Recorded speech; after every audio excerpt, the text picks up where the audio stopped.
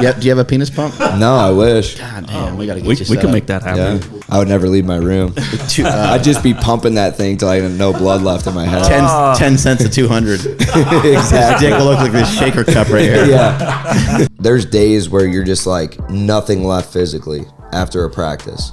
Or you have a bad day in practice and say you give up a takedown or you give up points against a teammate or partner who this guy shouldn't be taking me down. If I take it positively, it's gonna harden me mentally. How did your dad know anything about training, or did he not know anything about training and he was just like, I'm just gonna make my kids work their faces off? He learned from basically every coach that he could get 5 minutes with. So if somebody lives in this area and they need their lawn maintenance, is it a possibility that you'll show up? And Definitely. And wouldn't that be weird? Like, I'm not just gonna stop my life because I've made good money so far. I'm only 35 years old too. There's a lot more money to be made. So you won $1 million twice. Nice. Like, it's all I cared about was fighting, though. It wasn't about like making $1 million at the time. It was more of just because at that level of my career, I was just like, man, I just want to get to the UFC. Like, that was always my goal. And it still is. Still a goal? Yeah, it still is my goal. Sitting there feeling good. And then next thing you know, I'm like, oh my God, my stomach. Like, it literally hit me instantly. And I was like, this slushy's literally gonna shoot out my ass how it came in. Powerproject family, how's it going? You guys probably have watched a lot of Mark's lifting videos and some of my lifting videos. And you've probably noticed that our shorts never go past our knees. Nope. There's a reason for that. Y'all got to show those quads off, baby. And the shorts that we're always wearing are from a company called Vuori. That's spelled V-U-O-R-I. But Vuori has amazing clothes for the gym that we wear, but also outside the gym. So you can wear them to dinner parties, dates, gatherings, all that good stuff. But all their clothes fit well, like fit amazing. This is a shirt from Vuori, by the way. Look at that shoulder. Like, it's a two. just look at this. Look at it fits so well for people in fitness. And even if you're not, just check them out. Andrew, how did they get it? Yeah, clothes that look good inside and outside of the gym and work just as well inside and outside of the gym. Head over to vuori.com/powerproject. That's VUORI.com/powerproject to receive 20% off your first order. Links to them down in the description as well as the podcast show notes. You were just telling us a little bit about your dad, and I've heard a lot about your background and the way you grew up, and I think you and your brother were pretty much just beating the shit out of each other. But your dad was also like kind of training you guys from a very young age. What did that look like? Was he like working out in the garage or something and you guys just kind of joined him, or what was the process like?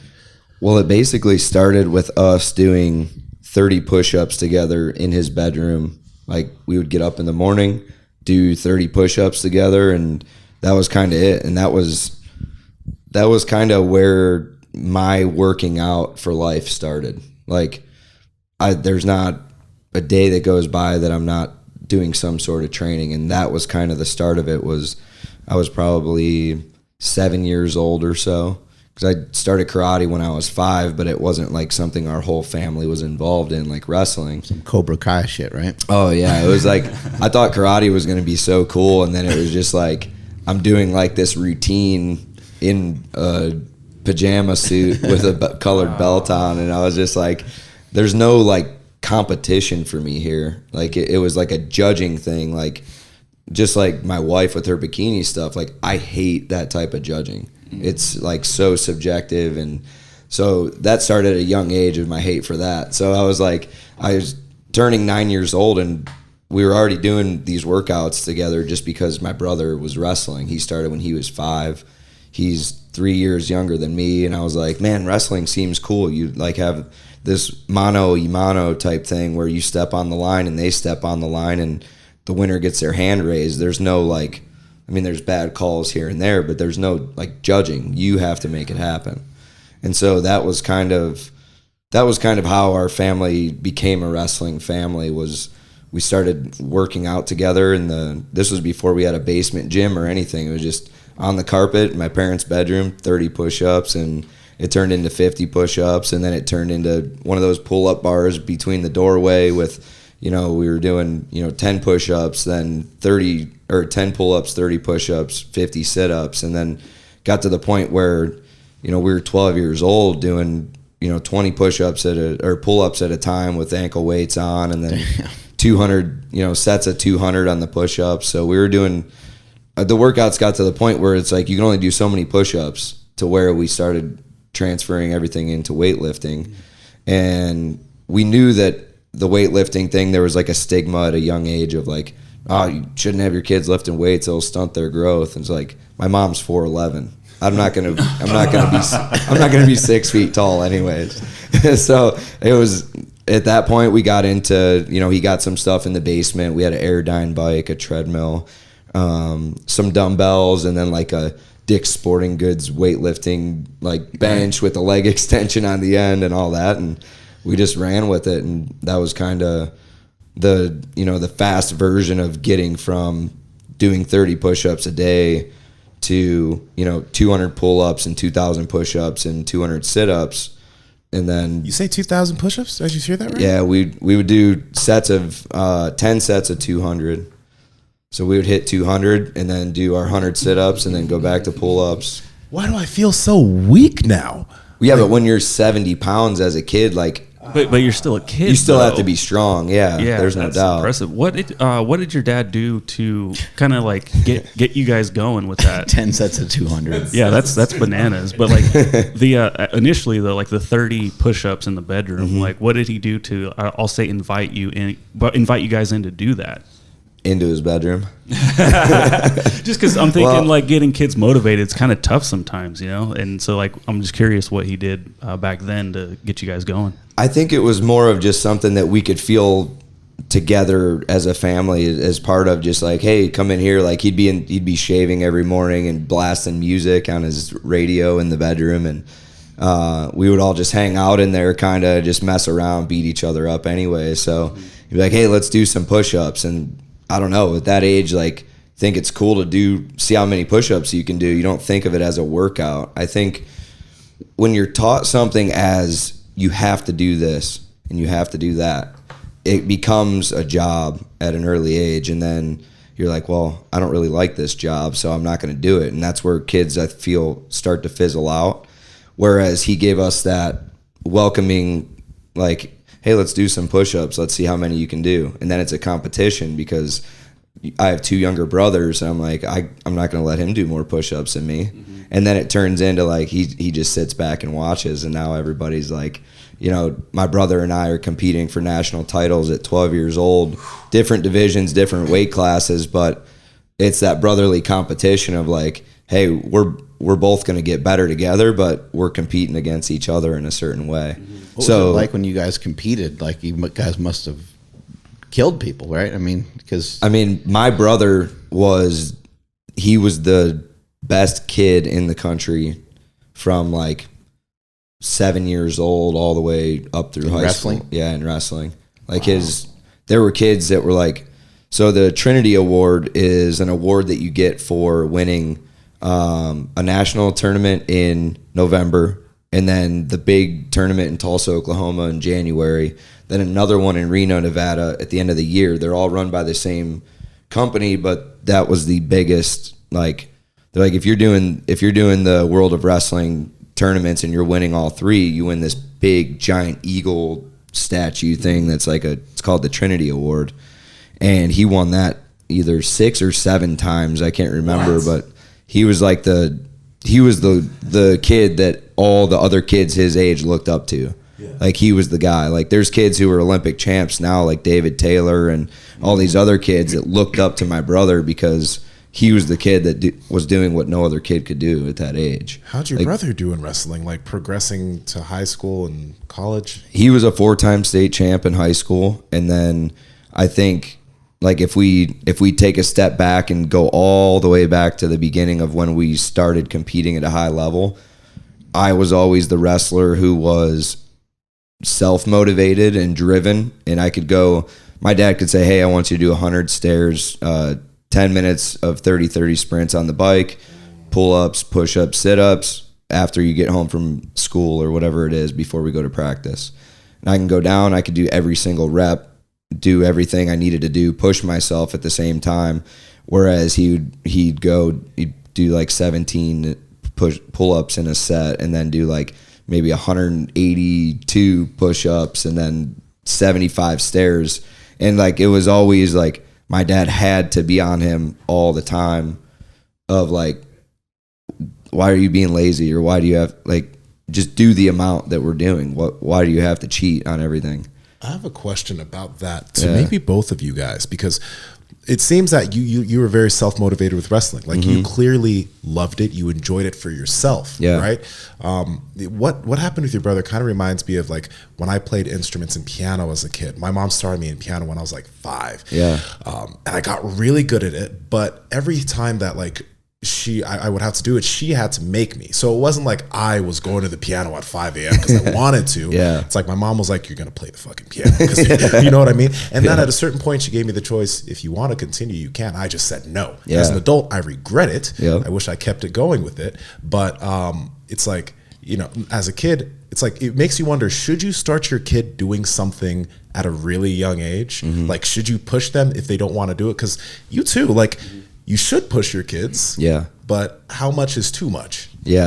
Well, I guess an even better example of that is my youngest brother, because he won the Reno Nationals, which is that third leg of that thing. He won that one time when he was 8 or 9 years old.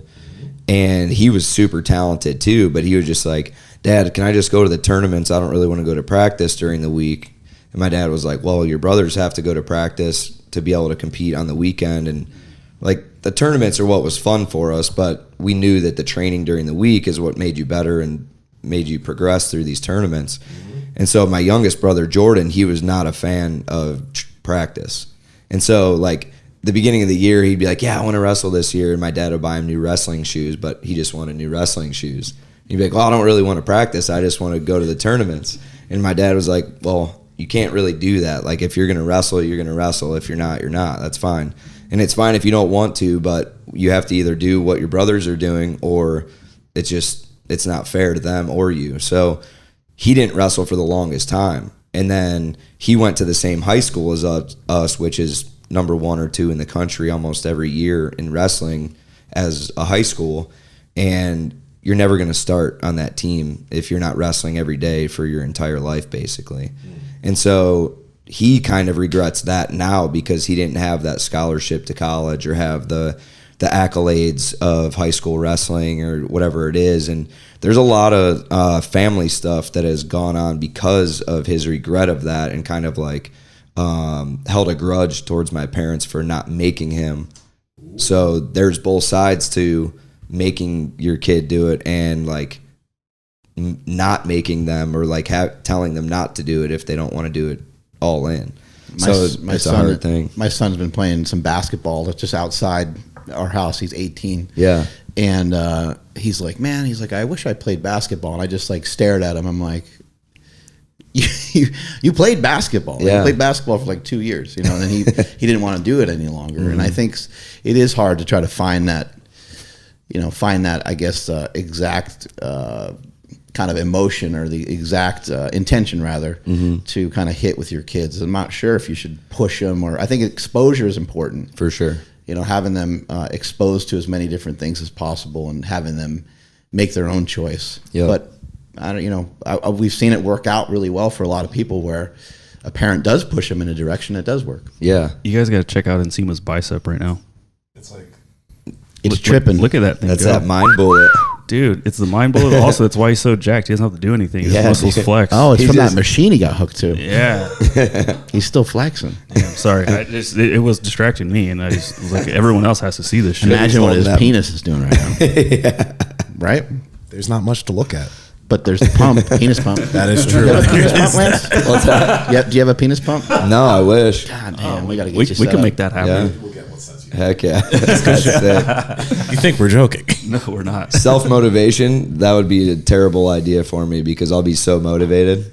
I would never leave my room. I'd just be pumping that thing till I had no blood left in my head. 10 cents to 200. Exactly. Dick will look like this shaker cup right here. Yeah. My wife's going to have to buy me bigger shorts. That's right. Or tighter.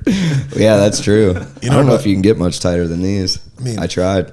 I don't know what you guys were mentioning about the motivating a kid thing. I don't have a kid yet, but it just seems like you're damned if you do and you're damned if you don't. Because like, you don't want to get into the situation where the kid's older and they resent you for not pushing them to do something. But then some kids, you push them too hard, they resent you for pushing them too hard. Well, that's kind of, we have both situations. My middle brother, who was like, he was the best wrestler out of all of us, technique wise and ability wise. He kind of fizzled out after high school because of, one, when you go to college, you don't have your parents there to say, hey, you need to get up, get on the bike, or, you know, get a run in before school, or do this or that, or, you know, whatever it is. You don't have that anymore. And I wasn't able to do that. They let him live with me because I was a senior and he was a freshman coming in at Ohio State. And it was, he had a couple injuries and he hurt his back and stuff like that. But I think in reality, that's a way for somebody to kind of be okay with giving themselves a way out. Like, oh, well, I got injured, I did this or that. But we've trained at a high level our whole life, so we've always had injuries that you can work through. If you really want something, you'll find a way to fix that or work through it to get back to where you were. Yeah. And he was one of the best wrestlers to come through high school in Ohio ever. And he was a 4-time state champ, and he did really well. He was one of the number 1 recruits in the country. So the way that it happened once he got to college as a freshman, and I was competing. It was my senior season, so I was trying to win a national title. And I'm traveling every week with the team to wrestle, and he's at home, or he's in Columbus, you know, going to school and doing his thing. But I wasn't able to give him like what my dad did and like push him and be able to do that, except at practice. So I think there's 2 ways to go about it, though, is like he kind of resents my dad sometimes for, you know, pushing him, or, you know, not doing certain things once he got to college, of like, you know, keeping up with what he's doing. But that's not my dad's job. Like when you're 18 years old or 19 years old with a kid already, like my brother had a kid at 19 when he was a freshman in college. So it's like, that's another thing, like, is the focus factor all goes away once you have all these different things going on, where you're not just a college kid trying to pursue a goal. So I think when we got to that point where we're at now, which is like everybody's families are fucked up in a way, I feel, but I'm able to, like, I have all this stuff going on in my family where I got my brother who was like, I looked up to him and he was younger than me because his wrestling was so good. And that's where the competition between us was always like, he would win tournaments that I would take 3rd or 2nd just because he was just that good for his age and weight. Like, it was one of those things where I was like, man, he's winning all these things. Like, I looked up to him, but my motivation and my discipline and everything else was at a level above where I was able to kind of make up for that little bit of like technique that I wasn't as good at, or, you know, the strength and conditioning part of it. I went super hard in that to make up for some of the technical aspects. But then my youngest brother, he doesn't even talk to my parents anymore because he feels that, you know, they didn't do enough for him. But it's like, that's not their fault. You know, it's like being the oldest brother, I'm like the mediator for the entire family. So I have to put up with everybody's bullshit, whether I like it or not. But I feel that way with a lot of people. I don't know if it's just something that people come to me to confide in me about or whatever it is. And I've always been that way, even in like high school and stuff like that. But I feel like knowing all the situations of the different people in my family, it kind of is one of those things where you're never gonna be perfect as a parent. Like, whether you push them super hard, whether you kind of push them, or whether you don't care at all. You're like, hey, you can do whatever sport you want as long as you enjoy it. It's like, in a way, that the child, depending on the child, they don't want to hear that. They want to hear, I have your full support. Let's go to practice together. Like, there's kids in wrestling that their parents would drop them off at practice and they'd be at the bar down the street for 2 hours, then come back and pick them up. And they had no clue what their kid did all practice long, or like, if their kid was messing around at practice, they had no idea. And there was a lot of people like that when we were growing up. And my dad was very extreme. Like, there's kids nowadays that would never, like, man, your dad was like that. And it's like, there's still parents and referees in Ohio that are like, Dwayne Palmer. In what ways? Like, what ways was he extreme? Just, he was at practice with his wrestling shoes on, like walking around on us all the time. Like, you know, you need to be paying attention when he's teaching. You need to, like doing extra. Like he was always about doing the extra, like get your sprints in after practice, or making sure you're getting your workouts and your lifts in when we're at home, and not skipping things, or, you know, getting your cardio in on the bike sprints or treadmill sprints. Like it was always, that was what he, having us at a young age. He was 17 when I was born. So that was kind of like his, I mean, we were close. We grew up together basically. So do you think a lot of that had to do with kind of like where you guys grew up, like the area that you grew up in? Maybe your dad just like maybe to a fault, like wanted the best for you guys? 100%, especially with having me at such a young age. I feel that he didn't get that, like the early adulthood, like being able to, like he still went out and did his thing and was still able to, you know, party and do whatever, but you don't have that freedom once you have a kid. I mean, you could have that freedom if you just leave your kid and, you know, are never around, but he loved us and wanted the best for us. He wanted us to have a full ride to college because he didn't get to go to college because he had to take care of us. Like there's a lot of things that I feel that he felt obligated, but he also loved wrestling. Like he even talks about it today. Like he loves the sport. He never took a sport super serious, and he kind of resents his parents for not being as involved in a sport for him, because he has that similar mentality to my middle brother, who like he could be really good at it, but just didn't have the discipline or the self-motivation. So he needed somebody to like, hey, get your ass moving. We need to get to practice with this and that. But his parents were never like that. So I think it was a little bit of both. Like he never felt that from his parents, so he wanted to give that to us in a way. But I mean, he's a very intense person too, so he comes off as super extreme compared to most other parents, I guess. Do you think maybe your brother was also maybe resentful, not necessarily because you didn't push him into wrestling, but because wrestling is a wrestling household, and then you're the odd man out if you're not wrestling, right? I think so. Hard to get that same time in and everything. Yeah, and he's obviously, being the youngest, he's more of a mama's boy. So him and my mom would like, that's me. Yeah, like they'd be baking cakes and like hanging out at home, or like going out to the mall and stuff on weekends when we're out of town. Baking cake? Come on, what you doing that for? We'd be cutting weight or like have to diet a little bit for a tournament, and they'd be like making full-on cakes at the house. My dad would be like, Rita, what the fuck are you doing? These guys got to make weight. And he's like, well, she'd be like, well, Jordan doesn't. So they'd be like baking and cooking and like just like they. And that's what hits my mom the hardest, is like they spent a lot of time together throughout Jordan's entire life, because he didn't wrestle after 9 years old. So the whole situation with them not talking to my parents, that bothers her a lot more than him, just because they had more of a bond than anyone else. Like he was the mama's boy, and then Colin was daddy's boy, and I'm the oldest, so I'm kind of in between both. So it's one of those things where you see it from the outside and you're like, what are you resentful about, or why do you have this hate or anger towards our parents when they just did what they thought was best? Like no parent is going to be perfect. So if you push somebody too hard or not hard enough, that doesn't give them the right to be resentful down the road when they didn't feel like they accomplished what they wanted, like through that age group, I guess. I don't know. No, go ahead. I know you mentioned that you looked up to your middle brother because he was so fucking talented. Yeah. But I'm curious, why do you think you were so self-motivated as a kid? Like, why were you able, because like that obviously transitioned into the later in life, but I'm wondering what aspects of what maybe your dad did or what you saw would allow a parent to help their child become self-motivated to do something?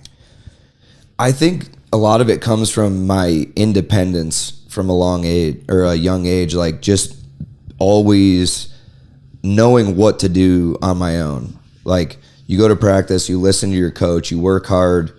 I think it's just, that's how we were ingrained, but I took it as, I can do this. I don't need somebody to tell me every step of the way. I just need, I need guidance, obviously, but I don't need somebody to babysit me and write down every single thing that I need to do for the day. Or, you know, it's kind of, I think it's just my personality type maybe that I've always kind of had that, where my youngest brother is kind of like that with the independence now, but always growing up, he was the mama's boy. So I think maybe it's just kind of in our genetics a little bit to kind of be independent enough to where you know what you need to do on your own and you don't really need somebody else. But I was more like, for a young kid, I was always like, yeah, I got it. I can do this or that. And like, I would ride my bike down to baseball practice at the end of the road. You know, just, I could do my own thing. I didn't need my parents to always, you know, do things for me, I guess. I think it comes down to like brain chemistry, and then also like, so maybe your serotonin and all that different shit is like slightly different than your brother's, and then also just belief in yourself. So there's something like it just hit you differently. You know, we hear stories all the time of, and this happened to my wife. Her dad died when she was 10, and it impacted the family differently. Everyone had all 4 kids had their dad die. He died on the same day. He was no longer there for all of them. But it was different ages for each one of them. So you could imagine, like, if you're 13, that would have a way different impact than if you're like 9 or if you're 6. Different grieving processes and ways that you're going to go about it. And off of that note, on a different note, is that's kind of how I feel with the situations in my family that go on, like with my dad's drug addiction or my youngest brother not speaking to my parents. And like, I handle that way differently than my other brother does, or my parents do. And like with grief, like you're saying, like my dad's mom passed away last July, and he handles grief way different than a lot of us. And he's like, well, you guys just don't feel, you know, you guys don't have, you know, that same love or feel the same way. It's like, no, people just grieve differently. I loved my grandma. They lived next door to us since I was 5 years old. So like, she was like a second mom. She babysat us after school when my parents were at work. Like, the list goes on. She would take us to tournaments and practices when my dad was out of town for work. So I think people just handle things differently, or they're just wired differently to have, like, there's certain things that don't bother me that really bother my dad. And then there's things that bother me like crazy that my brother doesn't care about. Like, my middle brother literally is like super easygoing. Like, he doesn't care about anything, like having a crazy girlfriend. Like, he thinks it's funny. Everybody else would be like, get this bitch out of my life. Like there's just different things. Like, everybody. But is he still with this girl right now? Oh yeah, that's a whole other podcast. We could go. If he listens to this, he's gonna be like, bruh. He knows. She knows too. She knows too. No. Trust me. But that's just, I feel like that's how people are. Everybody's wired a different way of how they grieve and how they process different events. That something can either happen to you and you can be like, oh, I'm being attacked. Or it's how are you going to respond to the way this has happened? Because it's not, you know, things can happen to you and you're like, oh, I got the worst luck, or that's like how my dad is like everything is bad luck, or everybody's out to get him, where it's like, no, it's just some unfortunate events, and you know, that's the way it goes, and you can choose how you react to anything that happens. And it always seems like for that person that's like, oh, it's just always bad luck, everything. Yep. It's like, but then you attract that. That's exactly what I was Law getting of attraction. at. You know, it's like, I have a buddy of mine who's always like breaking shit. He's like, dude, that's just the way that's always happens. I have such bad luck. And I'm like, well, keep telling yourself that, and it's going to keep coming true. 100%. You know, that's crazy. And then what I was going to ask you, kind of going back a little bit to your independence and self-motivation, do you think you would have been able to achieve that without like sports and wrestling? Just achieving independence in general. Yeah, and just becoming the man who you are. I think in a certain way, but not the man I am. I think wrestling is such a unique sport, and it puts you in places that you would never go mentally without that type of push, or without the highs and lows and the roller coaster of the sport.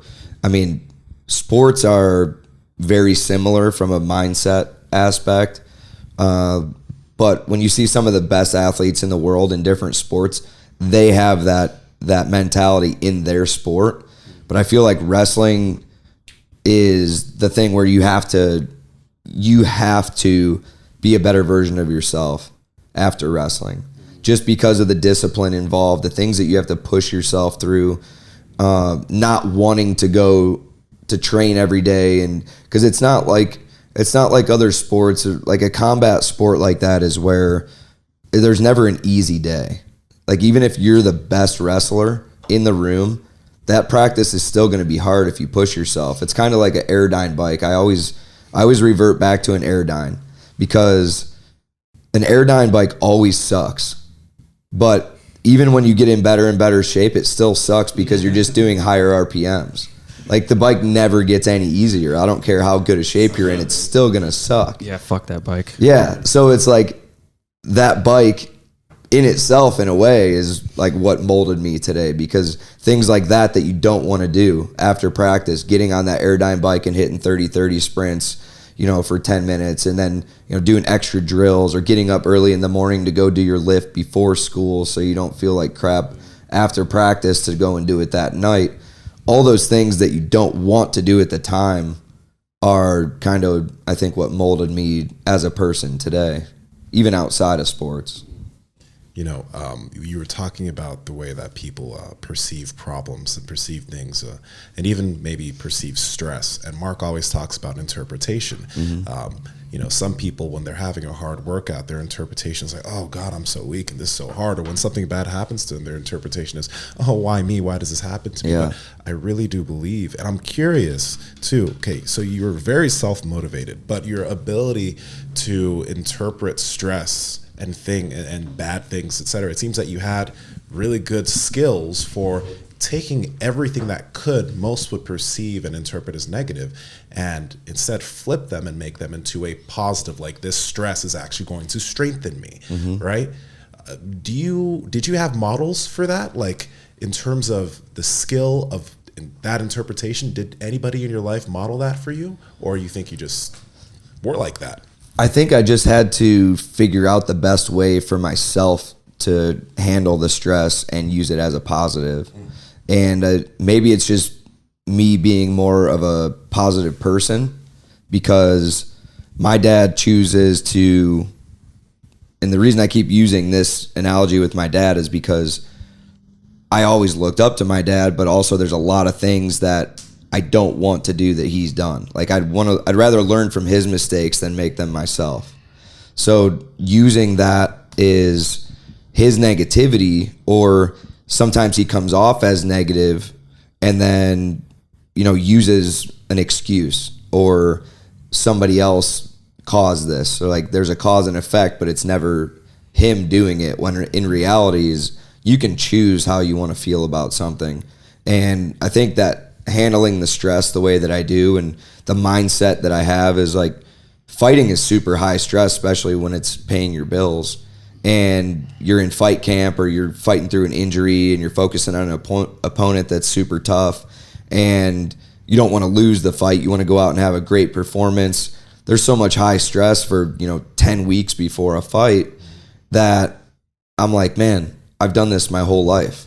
Like every week in the Big Ten, you're wrestling one of the top guys in the country, and if you lose, your ranking goes down or your seeding goes down for Big Tens or nationals. And like if I have to, on Tuesday I'm in a communications class, and then Saturday I'm wrestling in the Big Ten finals.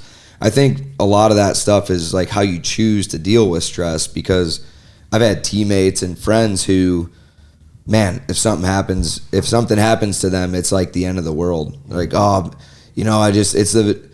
don't like to use this word, but it's the victim mentality of, poor me, or why me, or, this always happens to me. It's like, yeah, because you attract that energy. And so even in a negative scenario, I try to take the positive out of it. Like last year, losing 2 fights in a row was, man, I could have said, man, that was the worst year of my life. But in February, we had my daughter, and I was like, that was the best year of my life. Even though things didn't go my way in my job, it wasn't like I lost my grandma, but I had a daughter. So like give and take. Everything is a give and take, but it's how you choose to navigate through life. Because I could sit around all day and say, 2 weeks after my daughter was born, my dad went to rehab for drug addiction, and I was in fight camp at the time, and I just wasn't focused. Like, no, I lost those fights. And whether it was preparation or focus or whatever, that doesn't take away from the fact that those guys went out there and did a better job than me that night. And I can use excuses all day long with that, like, oh, my grandma passed away, I wasn't focused on the second fight. So, yeah, I can use those as excuses, but I don't like to do that. I just like to say, yeah, it was, they did a great job. They beat me that night. They were better than me that night. 100% wasn't focused on those fights, but there's ways to go about it. Like, I had the second half of the year, like we talked earlier, I won no-gi worlds for jiu-jitsu at brown belt, and I got promoted to black belt, and went on vacation with my wife and daughter after my second fight, and just things like that. And you go through this whole process of, like, you can overthink the crap out of everything, and then you're just in a miserable position. Or you can just say, hey, this is how I'm going to deal with a negative scenario, and I'm going to choose to take the positive things out of that and use the rest as a learning experience.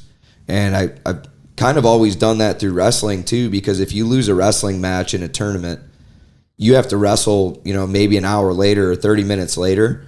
You can't be dwelling on that match, or the next guy is going to beat you, and he may be worse than the other guy, but if you're not focused on that, you have to focus on what's right in front of you. And that's more of a thing of, like, being in the present and living presently instead of in the past or the future, because the things you worry about in the future, 99% of the time, it's not going to happen. So there's no reason to worry about it. Just focus on being present, and things in the past you don't have to be okay with, but you have to move past it. It's not gonna. There's nothing you can do to change what happened yesterday or the day before. Sounds to me like you're just a really incredible student if you kind of break it down from a lot of the things that you're saying, because you mixed and matched stuff from your youngest brother, who was an awesome wrestler.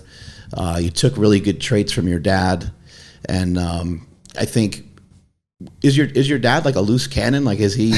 Yeah. So my brother was the same way. I learned everything from my oldest brother, and obviously my brother Chris had a huge impact on my life with lifting and all those other things too. But just watching my brother, my oldest brother, he was just ahead of a lot of the other kids when he was young. He, playing baseball and football, and he was just amazing. So I loved those traits, and I was like, wow, he's really good. He's really aggressive, but then he was really aggressive when he really shouldn't have been. Yeah. And he had things like that where he would just get really, really angry about the smallest thing, and he was bipolar. And so I think I saw that at a young age, and it gave me just a different perspective on life in general, because I think a lot of times we tend to overreact to just about everything. Something real small will happen. I mean, a comment on Instagram will throw you off track, and you don't even know the person. Yep. I mean, it's really, it's strange what we get kind of caught up in nowadays. But I learned a lot from that. And it seemed like that you've learned a lot from the people that are around you. And I'd imagine the wrestling coaches and stuff it must have been some great mentors along the way. I was going to say too is you could kill all three of us with workouts. You could really, like, break us off, right? You could just fuck us up. Well, if we have the resilience to go through that time and time again, we won't just get sore from it. We won't just get the shit beat out of us from it. We'll start to learn about ourselves and the different exercises and different movements and the different. We'll continue to get better at those exercises, and over a period of time, we'll be able to adopt them. They'll be able to be part of our habits, and the stress of them is going to lower. So it's a great way. Those kind of things like wrestling and stuff like that, I think, are a great way to kind of jog your mind around the block and exercise your mind, because you can't have a sound mind without a sound body, and you can't have a sound body without a sound mind. But how do you train your mind? I think it has to be done through some sort of physical activity. I agree. And I think a lot of that goes back to what I said about wrestling before, was there's days where you're just like nothing left physically. after a practice. Or you have a bad day in practice and say you give up a takedown or you give up points against a teammate or partner who, this guy shouldn't be taking me down. And it pisses you off, but you can either take that negatively or positively. But either way, well, not either way. If I take it positively, it's going to harden me mentally. And it's going to just build the building blocks of my mentality. If I take it in a negative way, I feel like that's going to hurt me mentally because that it's not toughening me up. And it's not always about being tough, but being able to handle stress. There is a toughness to it. And I think the threshold of stress that you can handle is all from the things that you've endured in the past up to that point. So like the way that my dad doesn't grieve very well, or compared to myself, or the way that people handle certain situations, if you just blow up about everything and then you're like, oh, I'm sorry, I didn't mean to do that, where you could have just taken a second to, like, everybody blows up at some point, but take a second to like think it over and be like, man, do I really need to get that worked up about this situation? Like you mentioned, the comment section of your Instagram page or whatever it is, it's like you could literally be miserable all day, every day if you went and read every negative comment and took it seriously, or just if you didn't take some sort of motivation from it. So I think I agree that your stress threshold gets a lot higher the more that your body and your mind have gone through some sort of stress and you've taken that and helped yourself grow from it instead of using it as the victim mentality. On that note of your stress threshold, something that I wish I really was able to do when I was younger was wrestling or jiu-jitsu, because I played soccer for like 15 years. I played a few other different sports.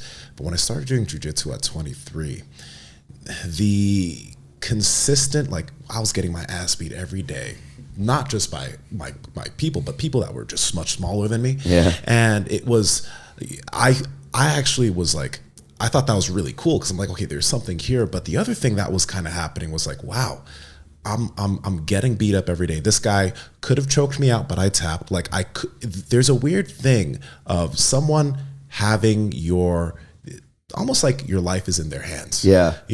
And your consciousness is in their hands. Consciousness is in their hands. You shake hands and you get your ass beat again, over and over and over again.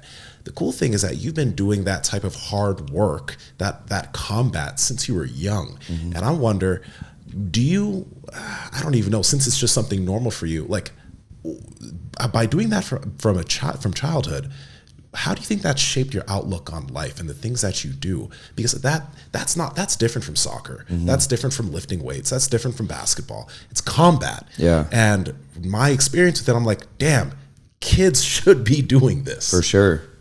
I think it changes the way, maybe sometimes in a bad way, because sometimes my wife is like, the affection or not that I don't love her, but I don't show that I love her as much just because it's like mentally I'm like, oh yeah, I love you. We've been together for 12 years, whatever, but like expressing that still like, come on, you need confirmation every day? Yeah, I'm like, we already have a kid. Like, we already have my seed. Yeah, exactly. Like, I already gave you a second seed. So it's like, what's the... And like, if we argue, I'm not somebody who gets super emotional. Like, I'll get pissed, but I'm not going to be like, oh, well, babe, I'm sorry. Like, that's just not who I am. But I do think that comes from just being like, okay, you need to be tough in this scenario. Like my dad, if we would lose a wrestling match, my dad would, do not cry on the mat if you lose a match. It's not the end of the world. You can go cry in the back or like have your emotions to yourself, but don't show others that you're weak or what. Like, not saying crying is weak, but he would say, you need to handle it on your own terms. But don't throw a fit, don't throw a temper tantrum, don't be, there's just different ways to go about it, and I think he has helped. Be professional about it, yeah. I agree, and like even losing a fight, like I could go off and get mad and be pissed at everybody else, or say my coaches didn't help me with this during camp or this or that, what went wrong, but really it's on me, so I have to be the one to own it and move on from it. And I think that is that's something that's kind of been my mentality, is always like, I have to own it. But I also think that in certain situations, like my daughter's 1 year old, like if she falls down, I'm like, you're okay, get up. Like I'm not, like I'm still, like I have a soft spot for her, but like I think I'm just so used to being hardened from everything that it's just like, this doesn't bother me. This, like, that's not something you need to cry about, or that's not something, which can come off as not emotional sometimes, like with the wife or whatever. But I think it's just the way that I've trained my mind to be after a certain amount of time. And I can't really speak for people who have PTSD, like from the Marines and stuff, but I would almost think that it's like, it kind of wipes away some of your emotion, because you've been through some, like, certain things that are way up here in your life mentally that you've had to deal with, or physically or whatever, that you just choose whether you need to be emotional or not for that situation.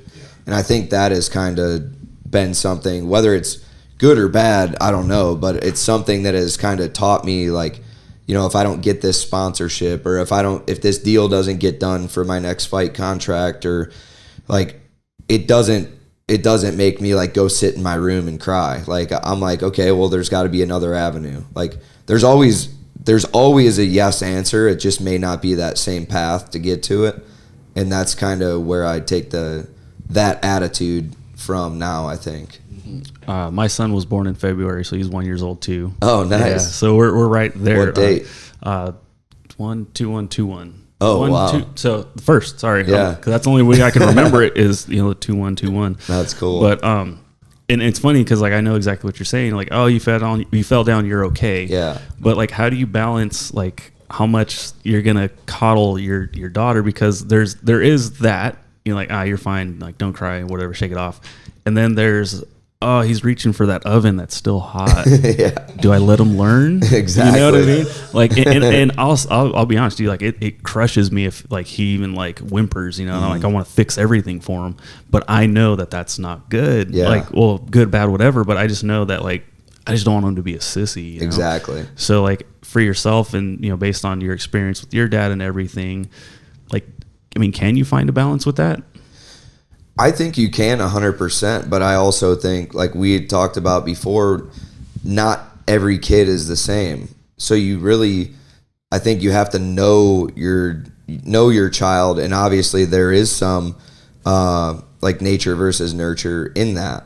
Like whether they're going to be tough or not going to be tough, I think there is some sort of predisposition with genetics and the way they think, or whether they do have, like my dad is bipolar, depression, and everything else. So my grandparents had him on medication since he was 5, and that definitely has fucked him up with the drug addiction stuff, because he's been on something since he was a little kid. So he may not know how to think on his own to a certain extent.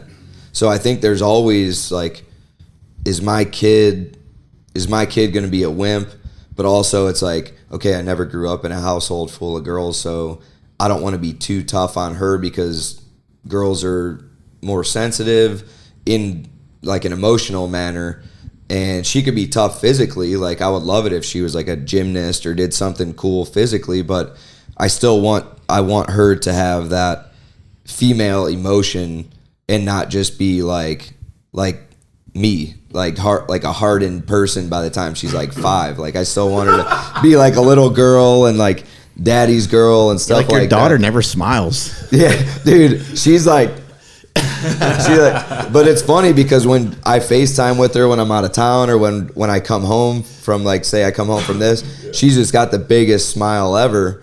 But like she's literally like so serious all the time, and my wife is like, dude, she has every genetic of you besides the eyelashes. I'm just like, I don't know. It's just, so it's got to be genetic at some point, because she does act a lot like me already. How did your dad know anything about training, or did he not know anything about training and he was just like, I'm just going to make my kids work their faces off?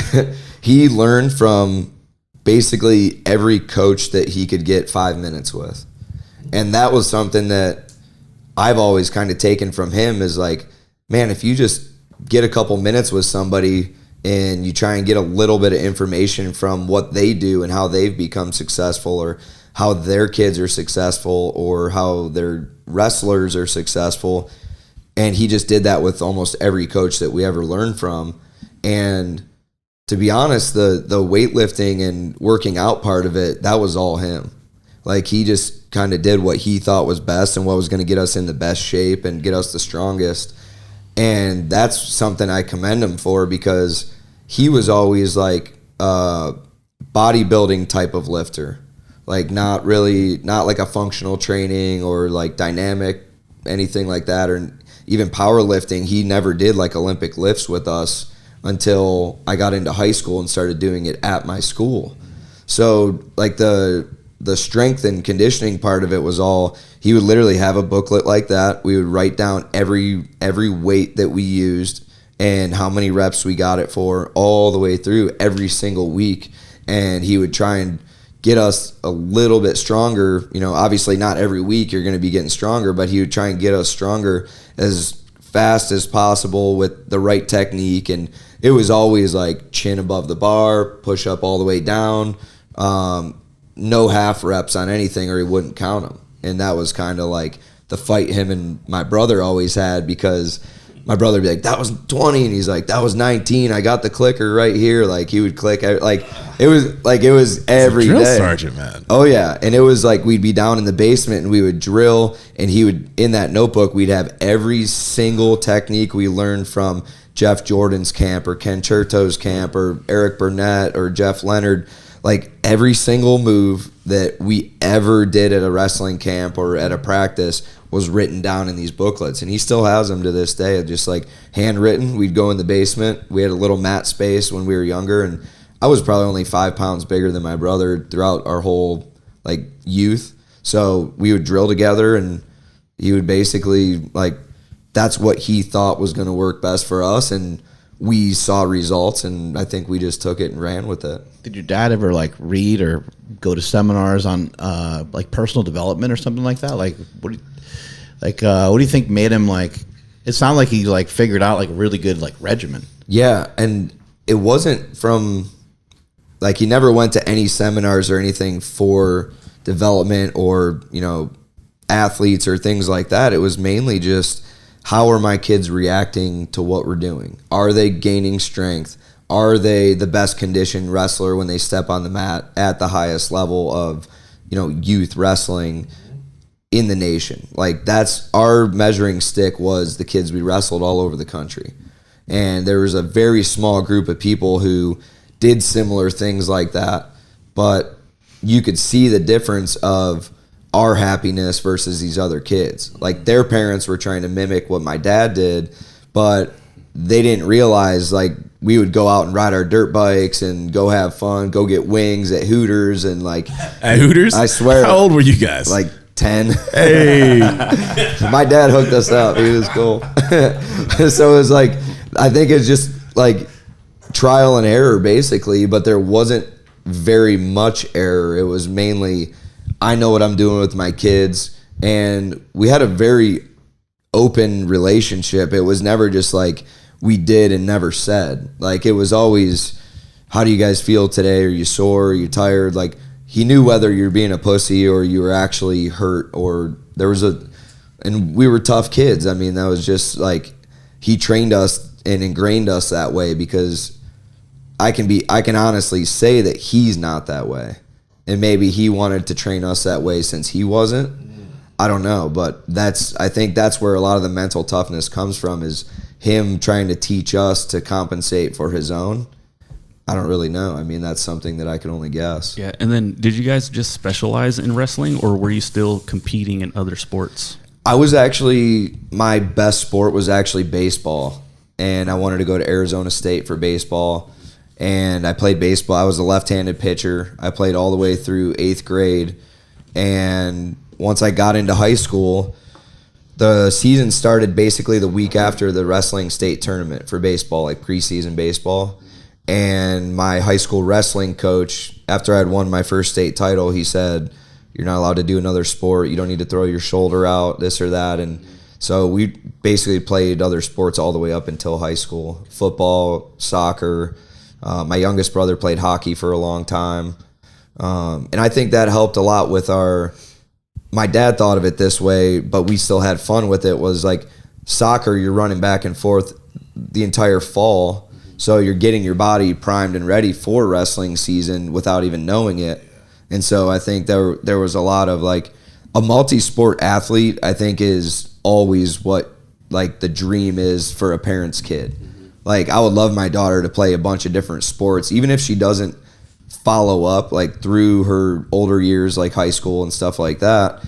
It will teach her all different aspects of just athleticism in general, hand-eye coordination, foot coordination. If you're playing soccer, like there's so many different things that you can learn from different sports without being pushed to the max like we were with wrestling. Yeah, that's what I was going to say. I think that's a beautiful way to look at it, to be like, okay, this is your main sport. We're going to do all these other ones as just to like train for that sport. But also for the kids that, you know, maybe don't love sports, or they don't, I don't know, they're just not interested in it. You're going to be like, hey, you don't even have to take it serious. Yeah. You know, I mean, as far as like the wins and like losses or whatever, just work hard, have fun with it. Don't worry about the stressful side of things of like, you know, starting or whatever. Like just kick ass. Like that's all we need you to do, because we're going to have fun over here on the main thing. Yeah. I think that's great.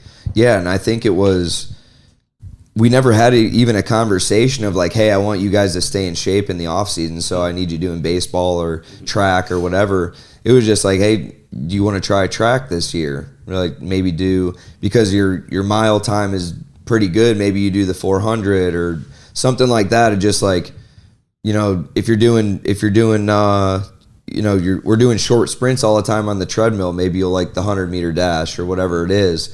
And it was one of those things you just kind of like, now that I think of it, like he was always trying to get us like, hey, why don't you go do track, because he's going to be doing sprints at practice. And it gives me a mental break as a father from having to push him, but he's still being pushed by somebody outside of wrestling. So that's how I interpret it now as being a father, is I want my daughter to be able to, one, have fun if she is going to do a sport or do many sports. I don't want her to be in a sport and be like, you know, some of these parents, obviously these girls are like 15 in the Olympics for gymnastics, but they've been pushed very hard to get to that point.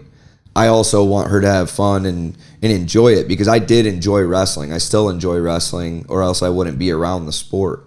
So I think enjoying it as you go through it, you're always going to have the highs and lows, you know, the roller coaster of life. But going through it and having more highs than lows, whether it's having fun or victories or whatever it is, like I still remember days when we would have great games on the baseball team at the regional level, and I'd be so mad because they wouldn't put me in at pitcher to close the game, and I was in center field. And it was just like, I still remember stuff like that because of how political it was. But that's why my dad would never get involved in other sports. He was just like, I'm your dad, I'll help you with wrestling.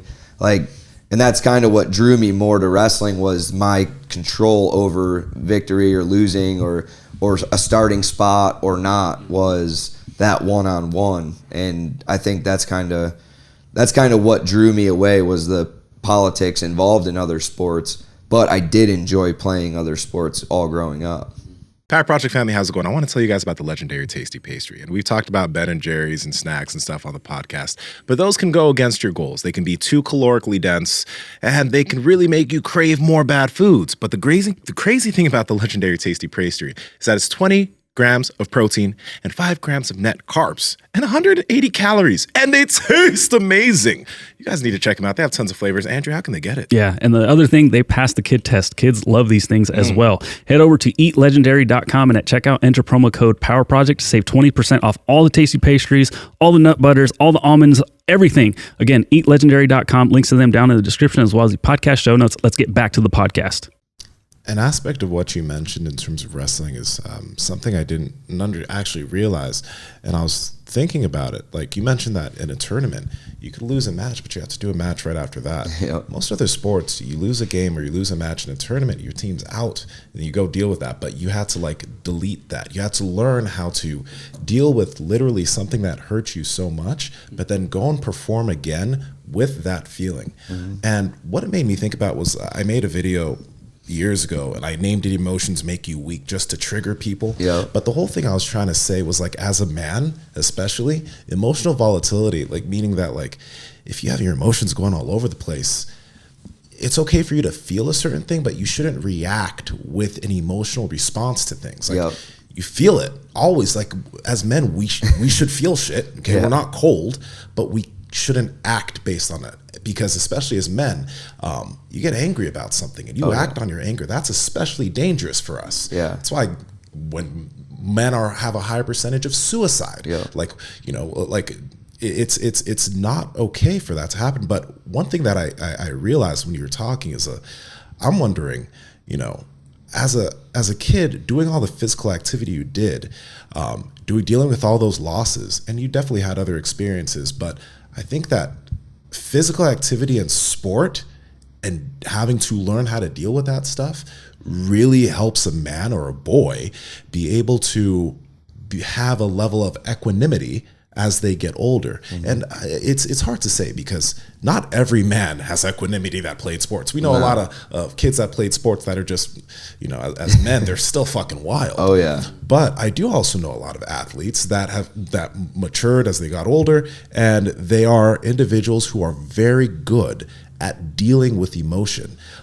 Because the interesting thing with you and your wife, I got the same thing from, you know, my ex and my current girlfriend too. Yeah. She's like, you know, I wish you would share your emotions with me more. I'm like, I do. It's just, It sounds chill. hilarious when they say that, though, because you're like, okay, whatever. Like, you're just like, you know what I mean? You're just like, we're not two chicks hanging out talking about our feelings. Like, I get a relationship is supposed to be like give and take, and you're supposed to let them know how you feel, but she knows that's not me, and we're 12 years in, and she still feels that way. I think on the flip side, we treat them like they're our homies sometimes, though, Yeah. too. Yeah. Like, hey, did you see the ass on that girl over there? You're like, oh, wait, I'm sorry. I didn't mean to say that. You're like, dude, why are you so upset? Like, I don't get it. Yeah. But one thing with you saying that, it makes me wonder, you know, like I'm chill. Mark's pretty chill. Like even Andrew, we're all like, we deal with shit, we have emotions, but we don't act on that, right? But it makes me wonder, when we're dealing with women who want that from us, how then do we, because we don't want to leave them thinking that we're just cold all the time. We're just good at dealing with shit. But Yeah. how can we bridge that gap? Do we just communicate our emotions more? Like, I don't know. I think it's the interesting. effort. I don't think they really want us to communicate our emotions more. I think they just want the effort of, I'm involved in this relationship. I'm giving you more of myself and opening myself up to you more, because this is a constant thing for me, because I'm so to myself anyways, even with her, that, and with all my traveling for training camps and stuff like that, it's still like, I don't, There's a knock on the door. You can keep going. it's still like one of those things where I'm, you know, she knows that I don't open up about a lot of things. Even just like, you never tell me about your life, like about my fight stuff, or, you know, if I have a fight date yet, or a new contract deal, or whatever it is. That's just how I am. Like, and some guys are like that. Like, you don't feel the need to say something until it's 100%. Like, we just don't, like, guys can gossip with guys, and like, it's just guy talk, locker room talk. But if you don't tell your wife or your girlfriend something that she hears you say to one of your buddies, oh, you never told me that. How come you never tell me anything? How come you never open up? It's like, just, And why is it turned into a generalization all the time? Yeah, It's like, that's you never, like, no, I do. yeah, it's like, I just choose what I feel is important to tell you and what's not. And it's not like I'm holding anything back from you. It's just, I don't feel the need. It's not that I'm not comfortable telling you. I just don't feel like it's at a point where I need to tell you. Yeah, because she gets the ultra, like, micro filtered stuff. 100%. And then everyone else kind of gets the bullshit. Yeah, like she gets the watered down version of like, well, that's not that big of a deal. But I'll be on the phone with my buddy like, that motherfucker. And then she's like, well, you never tell. Like, I'm like, yeah, but it's really not for you to get involved. Like, if it's something like, you know, just any situation, I'm like, well, it's not that important, or I don't want to, you know, bore you or burden you with, you know, this BS that I may have to deal with my, my manager or somebody else. Like, it's just, Women don't forget shit either. So if you complain to them about a friend or something, they remember that shit. Oh yeah, they hold it too. They're like, why are you still hanging out with that fucking guy? 100%. And it's a weird, I mean, that's just how females are. But like, yeah, like my wife will remember what I did in Sacramento in 2012 at like 3 a.m. on this date. And I'm just like, I have no clue what you're talking about. I don't remember What that. were your emotions like when you got $1 million in the bank? Oh man. Well, Was that so it was a fight, right? And then you got $1 million for the victory of that fight, or was it a tournament? Or so the PFL works in a tournament structure where you have 2 regular season bouts, and that's your regular fight contract, like your regular promotional agreement. You get paid your regular amounts for those 2 fights. So you'll have like a fight purse and a win bonus, basically, is usually how people structure their contracts. So after those 2, you qualify, depending on your points for winning or finishing or whatever, qualify for the playoffs, which used to be an 8-person bracket where you'd fight the quarterfinals and the semifinals in one night. And then if you won that, you fight in the finals for the big check and the belt for that season.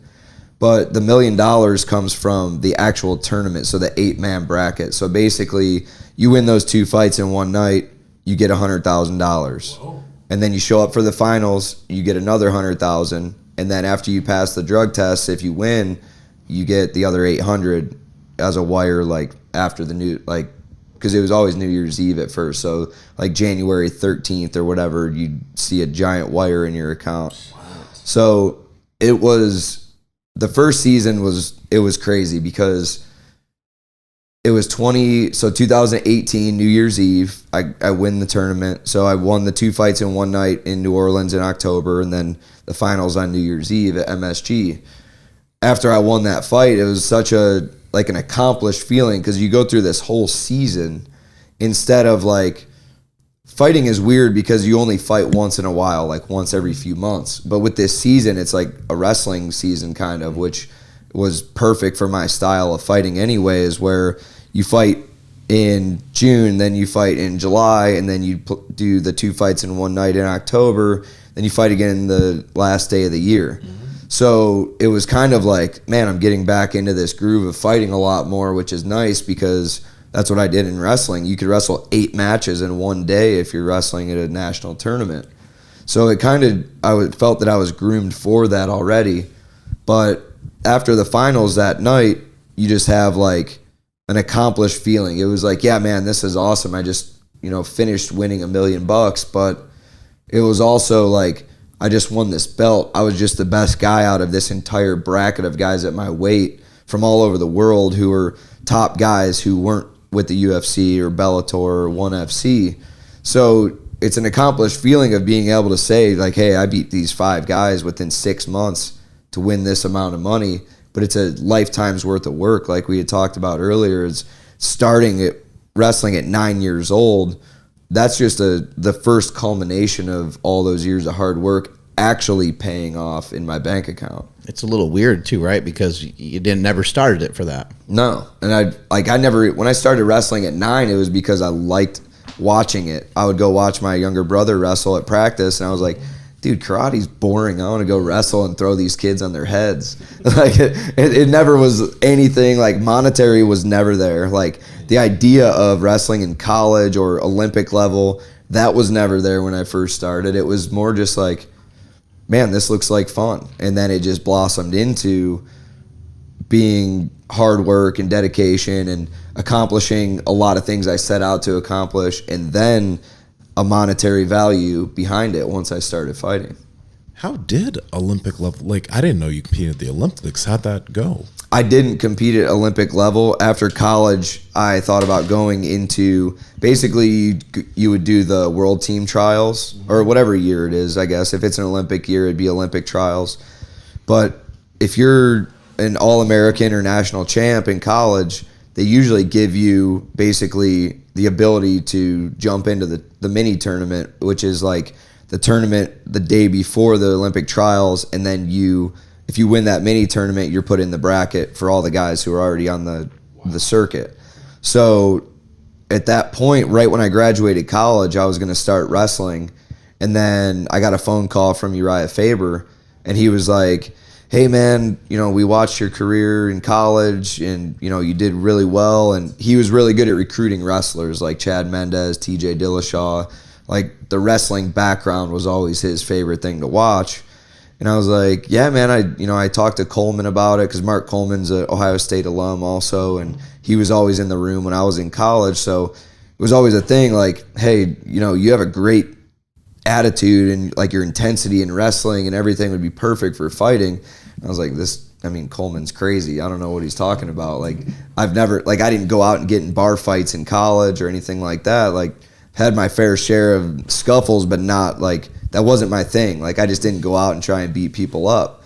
And so like when Uriah called me, I was like, yeah, I'll come check it out. And I actually went to Sacramento for his fight against Jose Aldo. I think it was at Sleep Train back then. So I went to his fight, and I was like, and there was the fight where Aldo just beat the crap out of his leg, and he couldn't even walk after the fight for a couple weeks. Like it was and Mendez fought on that card, and I think he had a submission or knockout. And I was like, man, like seeing the highest and lowest of both of their emotions after their fights, I was like, this is just like wrestling. Obviously, I have a lot of technique to learn. I have a lot that I can, years and years worth of stuff to be really good at this, but I think I can do it because my mentality's there. And so that's kind of how I got the start in fighting. Was after that fight, I was like, yeah, man, I want to move out here and get moving. And that was basically how I got from wrestling to that instead of the Olympic level. What year was that? 2010. 2010. Yeah. So I'm really curious about this. How old were you too? 35. 35 Just turned now. 35. All right. So you started that in 2010. Okay. So you were 23. 23? I think so, yeah. So how long did it take you? Like you had a big wrestling background, so it wasn't like you really had to work on like you worked on it, but not that much.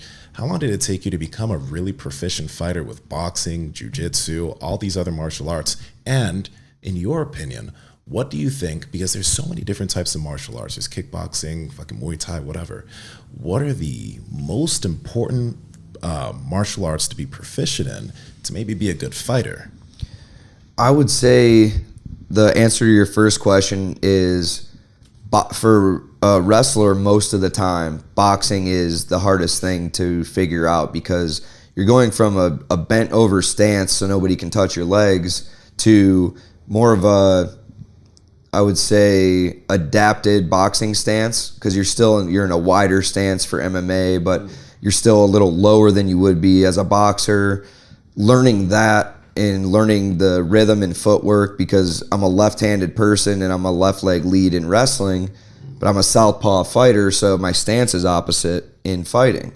So getting used to being opposite leg forward from what I do for wrestling, and there was a lot of things that changed up, and boxing is still something I'm improving at, but that was probably the hardest one to get used to for me, was not throwing the punches, but just being in position after I throw punches, or setting up my shots for my takedowns off of certain punches, and all the things that go into that for MMA is different from just boxing. Like I could hit mitts for days, you know what I mean? But setting up an actual shot on a guy in MMA distance, which is different from boxing distance. In boxing, you could stand in a phone booth and trade and defend and move, whereas MMA, the distance is so long, you could throw one punch or fake a shot and the guy's all the way across the cage because of the different distance.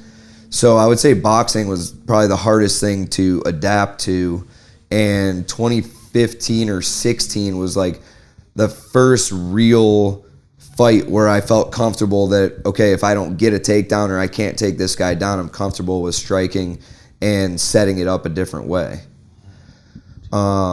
I don't remember the second question. Well, I think I was getting so deep. It was just the what most to important- focus on. Yeah, well, like, what do you think are the most, like, top 3 or 4 important martial arts that a young fighter should probably try to become proficient in to be a good mixed martial artist? I would say wrestling is definitely number one, and you see it not even just the Russian guys, but they're really good at sambo and wrestling and like catch wrestling and stuff like that.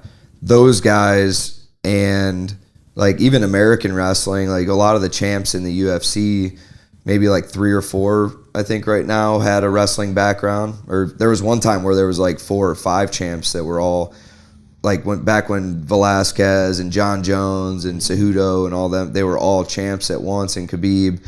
Like, you saw the elite level of wrestling. And even a guy like GSP, who didn't have a wrestling background, he was a guy who used his wrestling a lot in fights to win the fights. Even though his striking was great, his wrestling and jiu-jitsu were what would win him the fights at the highest level. So I would say wrestling is definitely the best thing to be able to control where the fight goes. Because if you don't have wrestling and you get hurt on your feet with a punch or a kick, you don't have the ability to take someone down.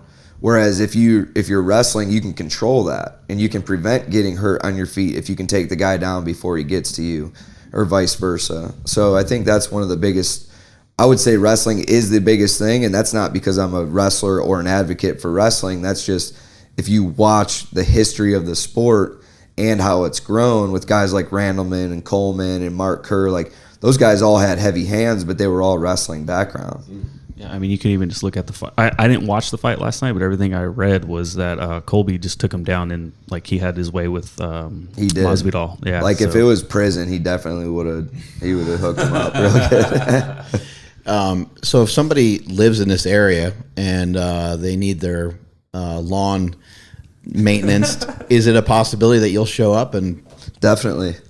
Yep. So Primescapes is my landscape and snow removal company. And wouldn't that be weird? I actually get a good amount of business off of my Instagram account, though. Sick. Like I have, You're out there riding a lawnmower and shit. Oh yeah, like one of my buddies from high school, he was like, "Hey man, do you still have that landscape business?" And I was like, "Yeah, do you need something done?" He's like, "Yeah, I actually bought a property and there's no house there yet. It just needs mowed like twice a month."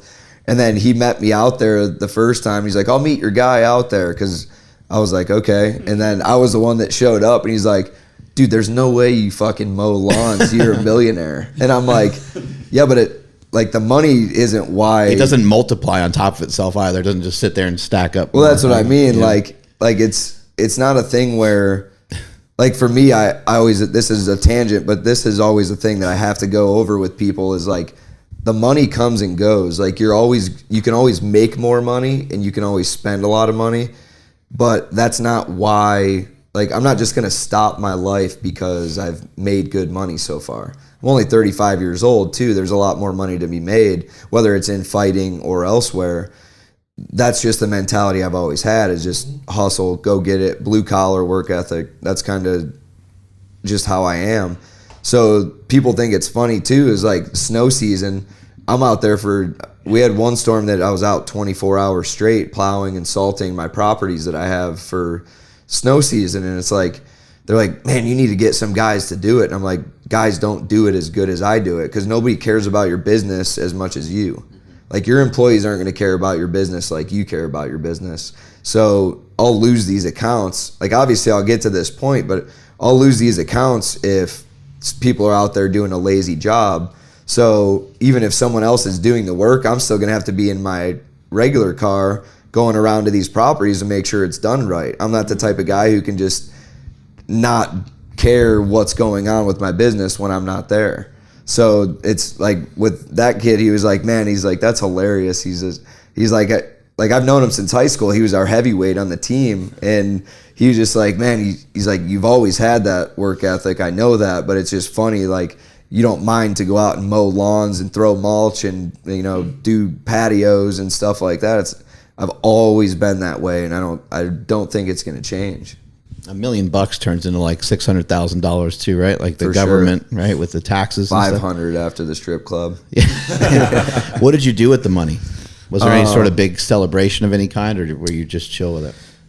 Sort of. I think after the first season, the first thing was just refinancing the house, putting a little more money down, because my wife and I never owned a house before the house we live in now. So it was like the FHA where, you have half your mortgage goes to mortgage insurance or PMI or whatever. And you're like, I'm barely paying this house off. I'm going to pay for an $800,000 home when this house is only $350,000. So you're like, that whole thing set in of like, man, I have this money. Like, it's not a, you know, it's still it's not an expense to put 100 down on the house, but it'll get me out of this loan and refinance. And so the refi was the first thing we did. We changed over to a 15-year and put some more money down to get rid of the PMI and just put ourselves in a little, you know, better place with that, because I just wasn't comfortable knowing that I'm putting $1,200 a month down on this house for the next 30 years and it's just mortgage insurance. Like, it was, and I mean, I get it. That's how the, you know, banks make money. But I was like, man, we're in a good spot. We're comfortable. Let's do this and, you know, do a couple things to the house. So that was kind of the first things I did. But actually, before the finals fight, because it's New Year's Eve, so you don't know if you're going to win or lose the fight. You're confident you're going to win, but you never know. Like, it could be a total of $200,000 for the tournament or $1 million, whether you win or lose that fight. So it's that's a big toss up. It's a big change. So my CPA was like, let's go over all your expenses. What do you have? What are we doing so far with this? Because that other $800,000 is going to come off of 19 anyways. You're not going to get that till January. So we start going over everything, and he's like, I think you should buy a vehicle. And I was like, oh my God, my wife's going to kill me. Like, she was already, like, I like to play with cars. Like, that's my thing, is like doing stuff. And I had, at the time I had like a Dodge Ram, and it was lifted, and I was just like, small dick energy. I was like, man, this truck is sick. And I was like, if I buy a vehicle, because I trained in Vegas in 18 too, and I was like, if I buy a vehicle out here and don't tell my wife, she's going to snap. Like, even though our money's kind of separate, even though, we pay for things together, I was like, I can't do it. He's like, you can, it doesn't have to be crazy expensive, but, buy an SUV or a vehicle that we could write off 98 or 99% of the expense of it for this year. And I was like, all right. So I start looking things up, and I'm like, man, I was looking at the Mercedes SUV. It wasn't the G-Wagon. It was, one next to that, a V8, whatever, twin turbo AMG. And I was like, man, I'm not really a guy who should be driving a Mercedes. I didn't feel comfortable with it, because then my wife knows zero about cars, but she knows that a Mercedes just looks super expensive. So I was like, if I spend $100,000 on this thing, she's just gonna snap. She's gonna have. So I'm looking through other SUVs, and this was the first year of the Jeep Trackhawk, which is a Hellcat powered Grand Cherokee. And I was like, dude, this is the car. This is the vehicle.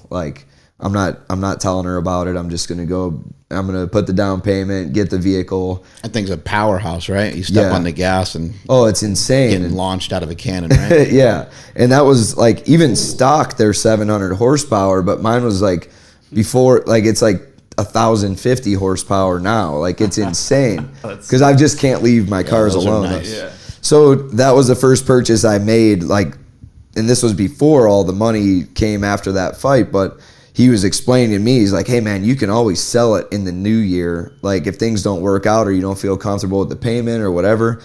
So I was like, all right, whatever, I'm cool with it. So my wife comes out to visit in Vegas. This was 2 weeks before my fight. I had temp tags on the car still, driving. She's like, man, this is nice. This is your rental? I'm like, yeah, this is my rental car. She's like, she gets out, opens the back. She's like, that's a fucking temp tag. Did you buy this car without telling me you bought a car? And I was like, yeah, but my CPA told me this is the right thing to do. We're going to be able to write it off. Don't worry. It's going to save us money on taxes, this and that. She was so pissed. She literally got back to my apartment that night, went to bed, facing the other way, all pissed off. I was like, oh my God, here we go. She's like, I just wish you would have told me that you were doing it, made me, a part of it, this and that. I was like, all right, here we go. This is years, every day it's something else that I didn't tell her. So I was like, oh God. But a vehicle, $100,000 vehicle is that's a little more than just not telling her something. So I was like, all right, I get it. So I apologized, everything like that. So I would say that was probably the first purchase, kind of anticipating or knowing that I was going to have a big paycheck coming in. But that was more for a tax purpose thing, and I ended up loving the vehicle so much. So it was cool. But I'm a car guy. I'm if I went broke, it would just be because I had 10 cars. What other cars you got? I had a Dodge Hellcat Red Eye wide body. That was one of my purchases after we did the refinance, and I had that car for 2 or 3 years, and then last year I sold it and I bought a Lamborghini Huracan. And that was that was my dream car.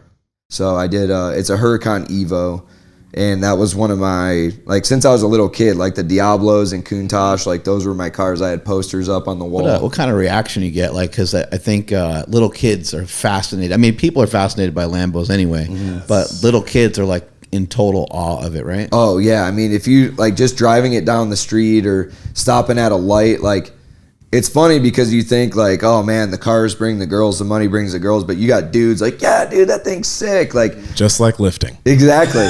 That's exactly it. And my wife's like she doesn't understand vehicles at all, but she's like, everybody just stares at us when we drive this thing. I'm like, yeah, because it's like, it's a sick vehicle that you don't see every day unless you live in LA or Rodeo Drive or something crazy. So it's like, it's just fun. But for me, I got it because it was always a dream car of mine. Like, the Aventador would be cool, but I'm more of a fan of the smaller car anyway. But it was one of those things I was like, man, I've accomplished a good amount and I'm not done yet. So this isn't something I'm going to hang my hat on, but it's a vehicle that I love and something that I love to drive. And I've always loved cars in general. So that was something that after the first season, she was like, please don't buy that car, because she wanted us to be like comfortable before I bought that car. So I already had the SUV, and I was like, all right, if I win it again, I'm going to buy this car. Yeah. And so after the 2019 season, I was like, hey, remember we had that talk and I won. So I'm going to buy this car now. So you won $1 million twice. Mm-hmm. Nice. Yeah. Wow, yeah. So that was, it was cool though. Both seasons were a lot of fun. It's changed now with COVID, but the first 2 seasons were, you have your 2 regular season fights, and then you have the 2 fights in one night. But now they shorten the roster to where there's only 4 people that make the playoff, and it kind of takes away from like that pride, like the old pride fighting days of where you fight, more than once in a night. I thought that was so cool. That was like the main reason I liked PFL so much, aside from making a lot of money. But the actual competition and the competitor in me was like, man, that's sick. Like, you can tell people that you beat 2 dudes up in one night, like an hour apart from each other. And like, that's what I really liked PFL about in the first 2 seasons. Then after COVID, they changed a lot of it to where it's a lot smaller of a roster, and then only, the semifinal fights, you fight those in one night. So you only fight once in the playoffs, then once for the final. But it's, the format of it is great. It's different from the UFC.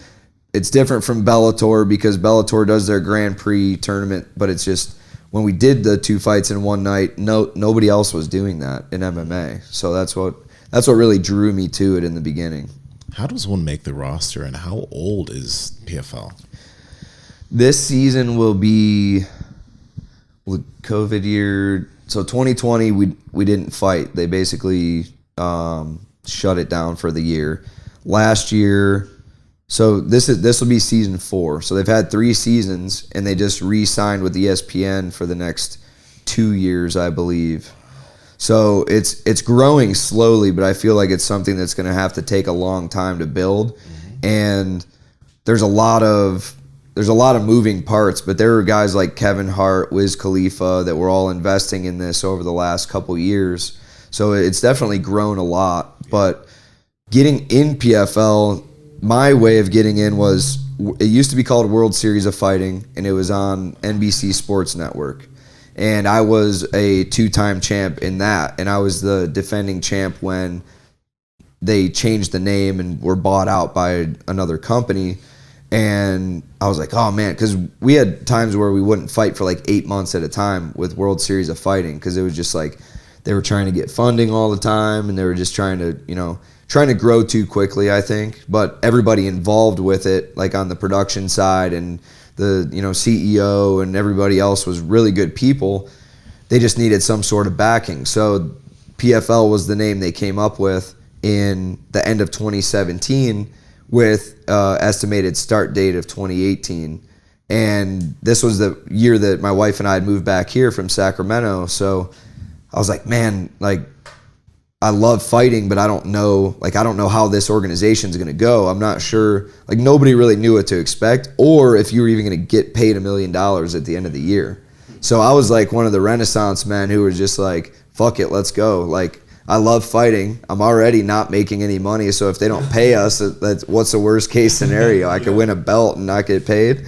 Like, that was really my thought at that time. And now that I think back, I'm like, God, that was so stupid to think that way. It's all I cared about was fighting, though. It wasn't about like making $1 million at the time. It was more of just because at that level of my career, I was just like, man, I just want to get to the UFC. Like, that was always my goal, and it still is. Still a goal? Yeah, it still is my goal. It's just this is my last year on contract with PFL, and obviously the money has been great, and they take care of me, and they pay me very well. So it's like, people are like, man, I would never want to go to the UFC if I was getting paid that. But the potential in the UFC, like, you see these guys like Masvidal getting pay-per-view money, and, you know, all these guys making good money who aren't champs.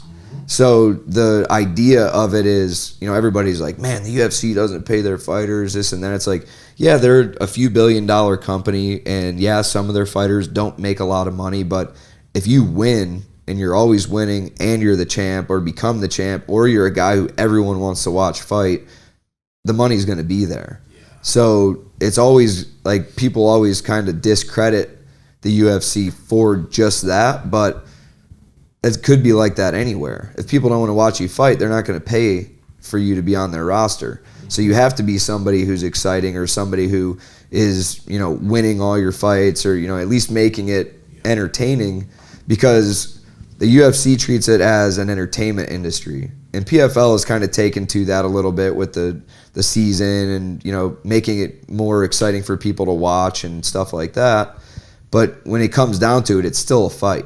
Like, you're still fighting, and it's still a career. Like, I pay my bills mainly from my fight career, and that's what helped me build my landscape business and, you know, buy equipment to get started with that. And it's helped me, you know, invest money and do things, you know, do other things outside of fighting. But when it comes down to it, like, this is my career, so I have to do what's going to make me the most money for my family and for generational wealth. And everybody wants generational wealth, and it's getting harder and harder just because everything's inflating faster than we can even think. So generational wealth isn't just, oh, I won $1 million, I'm going to retire. Like, everybody was asking me if I was going to retire after I won the first season.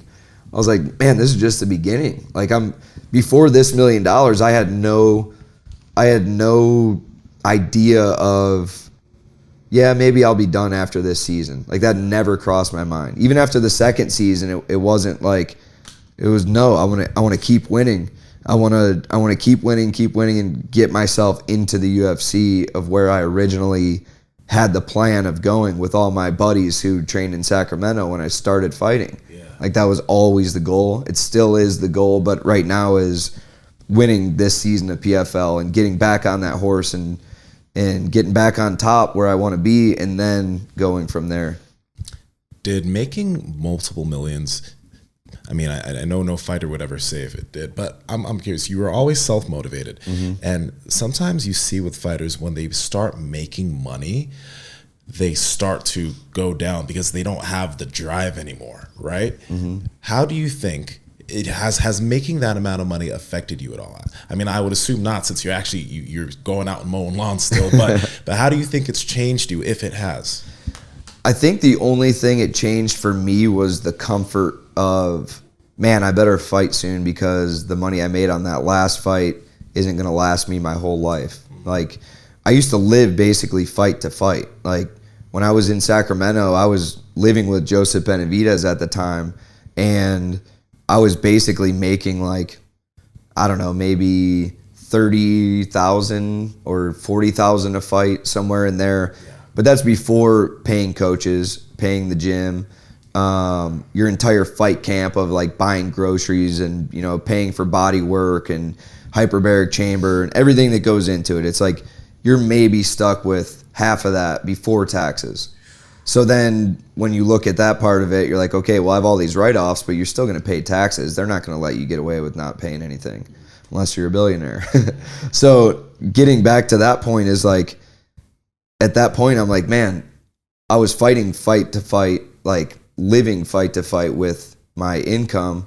So now it just puts us in a more comfortable spot of like, okay, I can put this amount of money into this index fund, or I can buy this piece of property, or I can be a lender with a backdoor IRA and do real estate lending. As long as that money's back in the account before the end of the calendar year, you don't get taxed. Like learning the game of money is honestly the only thing that has really changed for me, because I grew up in a, middle class. Like my parents did everything they could to give us the best lives, but we were not very wealthy by any means. And it was one of those things where I don't ever want to be in that position. And then once you make that kind of money, it's like, I don't want to ever go back to that position that I was in. And yeah, you could sell all the nice things that you've bought. Like I could sell my car at any point and get a few $100,000 back, or I could do whatever it is, but it's like, just keep working hard, keep accelerating your life, keep doing the things. Then if something, drastic happens where, okay, well, I have this thing in the garage that is worth as much as the house. I can sell this and be okay for a while if something happens. But that's not really the mentality that I went about with it. It was like, I think it's kind of like a devil's advocate thing though, because when you have it and you can spend more money than you spent before, it's kind of like you have to elevate, like you're elevating your way of life without really, like you're not doing it just for likes on social media. You're just doing it because you're like, hey, we have more money to do more things. And if you're not keeping up with that in your fight career, then you're not going to have much money for very long. So that's kind of, I think that helps with my motivation more than hinder it, because it's like the fear of going back to that old life which was great. It was a very simple life, but I would much rather be on the phone with a guy going over the lending options, for a hard loan that I'm doing for him, or, figuring out how many patio jobs I can sell this summer, and things like that are just fun for me. And it's created, like, winning these fights has created that for me, so I don't really want to take it for granted. $1 million can disappear super fast. I don't think people realize that. Like when you make more money, you'll probably spend a little bit more money, and then in that case, you get $1 million, it turns into like $600,000 because of taxes. Yep. And then each year, you're living a little bit more of an expensive life. So the average person listening is like, well, that should last, 20 years, but it might actually only last you about 5 years. Yep. Just due to you might help out a family member. I mean, there's a lot of things that you may do in that time period.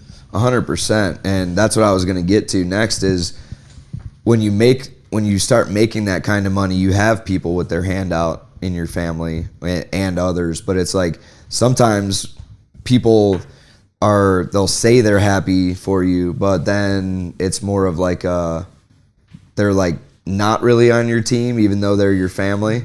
And you're like, it's not that they want to see you fail, but if you're not giving all your money away to your family members, they're like, oh, he's a selfish, this and that. And it's like, no, it's just I put myself in this position to be able to help my family and to be able to hopefully put my daughter through college, or my son, or whatever we have next. Is like, that's what I want to be able to do. I don't want to just give all my money away, because like you're saying, that money goes super fast, and it's not like that $1 million check is just everything that you have. Like you have taxes, you have coaches, you have everything else that comes out of that first, and it is it's a lot of freaking money, but it's in the grand scheme of life, it's not.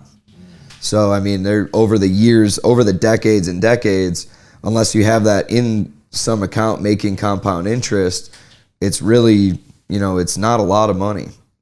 Right. And then I think for a lot of people, they're kind of like in debt, where they have credit cards to pay off or refinance a house. So anybody listening to this at this moment, if we were to give you like $100,000, a lot of it would be spent, like probably 70-80% of it, just on kind of catching back up. Exactly. Hopefully you don't use it just to get in more debt. Well, that is something that a lot of people do, though. They say a lot of people that win the lottery who are like low or middle class, they're dirt poor again, 4 or 5 years later, because they were never taught how to manage that money when they do make it. So that's the other thing, is like, once you make that money, you have to have the right people around you that are for you and on your team, not people that are just trying to, bleed you dry. Yeah, I forgot to ask you about Worlds, winning Worlds. Have you ever competed in that? And why, if not? I never competed like in jiu-jitsu. Yeah. Yeah. This last year was the first year I've ever competed in a tournament for jiu-jitsu.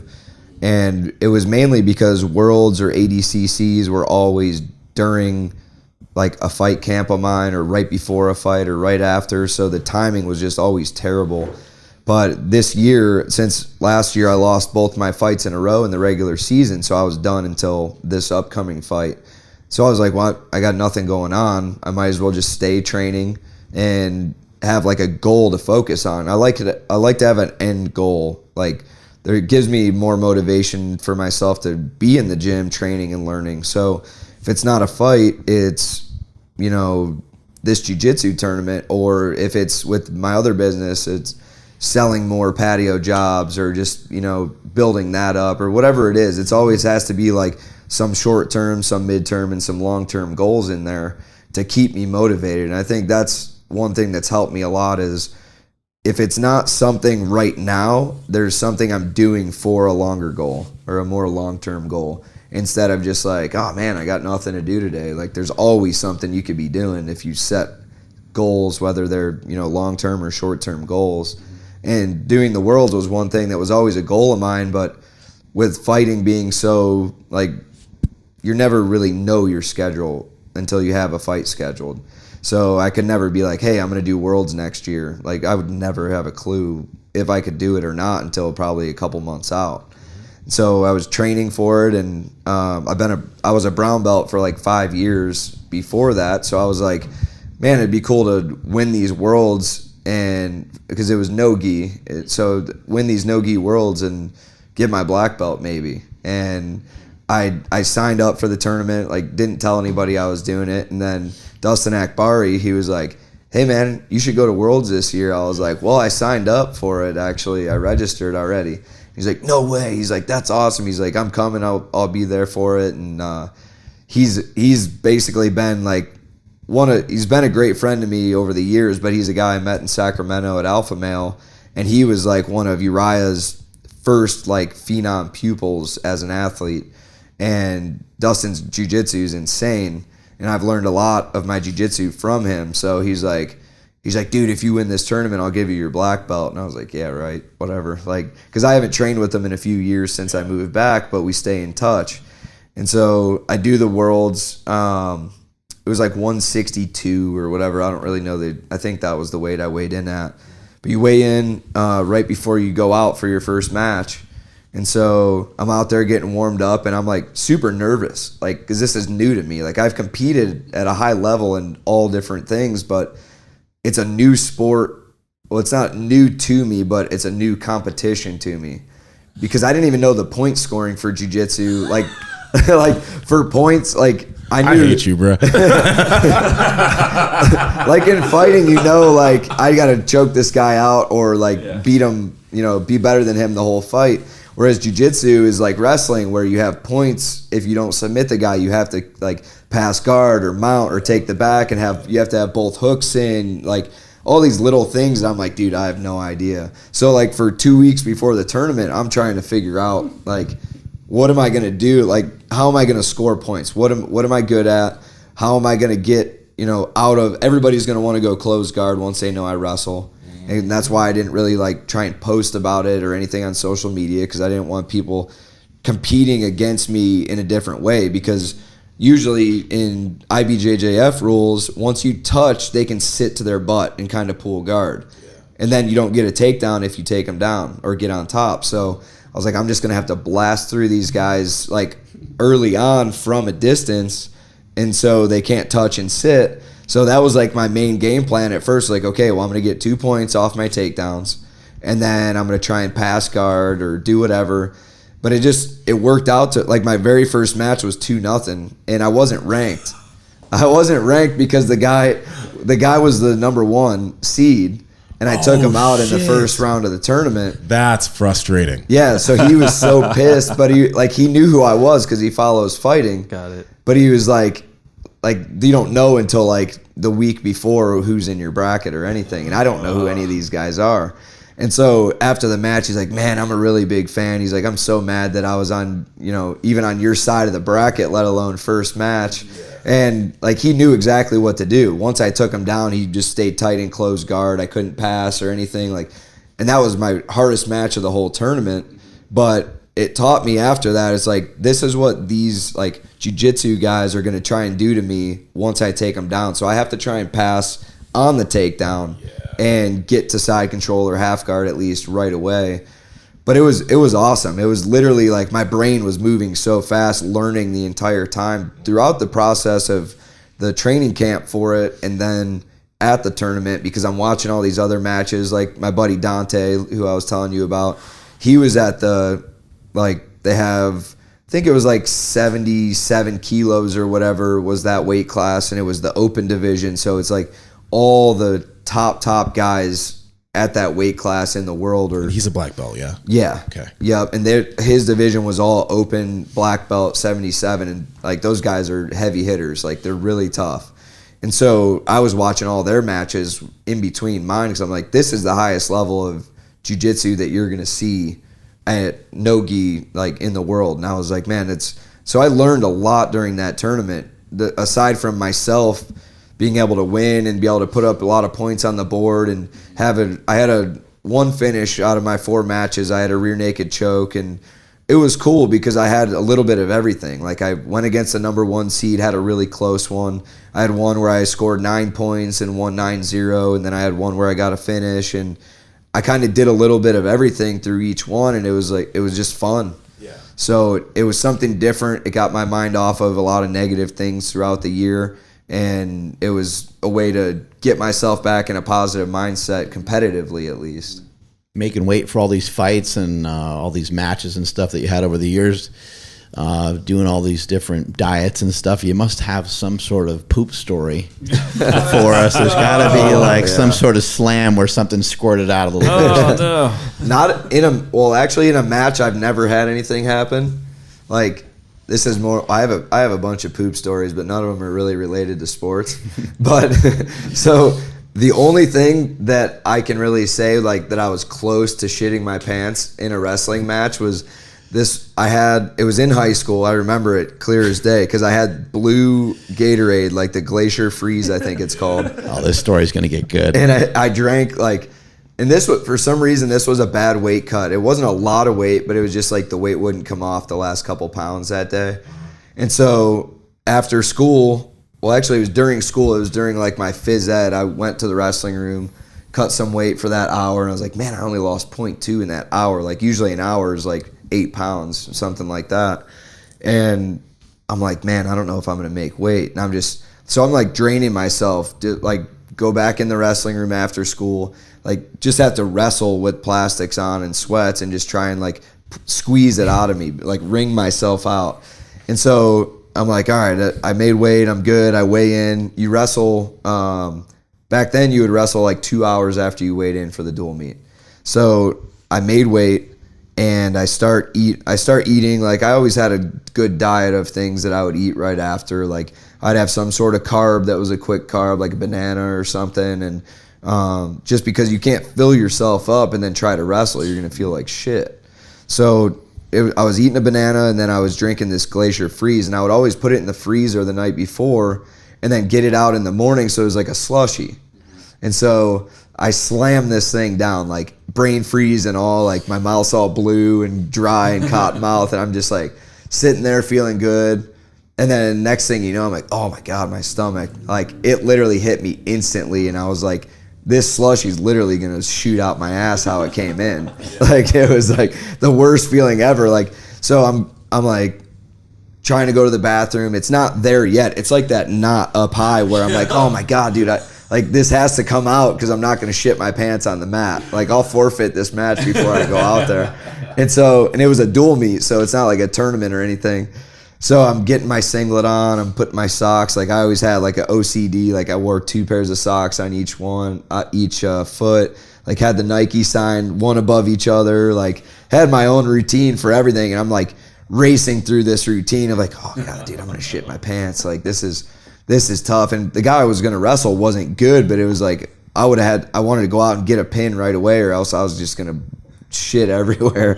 And so like I'm not even warming up for this. Like one, I had a pretty like hard workout to cut the weight, so I'm like, all right, that was only a couple hours ago. My body's still warm. I'm okay. Maybe I'll stretch a little bit and like feel all right. But you know, like before you got to shit, like you're pinching your butt cheeks, walking around stiff-legged. Like my coach is like, is everything good? You all right? I'm like, yeah, I just warmed up earlier. Like I didn't tell him I had to shit because he's just like, you'd get shit, like they would give you shit for it. Like, why don't you go to the bathroom then? What the fuck are you doing standing here? Like, you need to get warmed up, get ready for the match. So I'm just like, no, I'm good. I'll just stretch. Like, I'm just walking around doing this, like on the mat. And then they do the, like all the intros and we all go to the middle, shake hands. Like, I think I was like the 4th or 5th match of that dual meet. Cause at some point in high school, they started pulling like a weight out of a hat where they would start because people wouldn't stay for heavyweights back then. So it was you get to the big guys and they're just holding each other up for 6 minutes and they're just like, all right, whatever. So people would leave. So they always pulled out of a hat instead.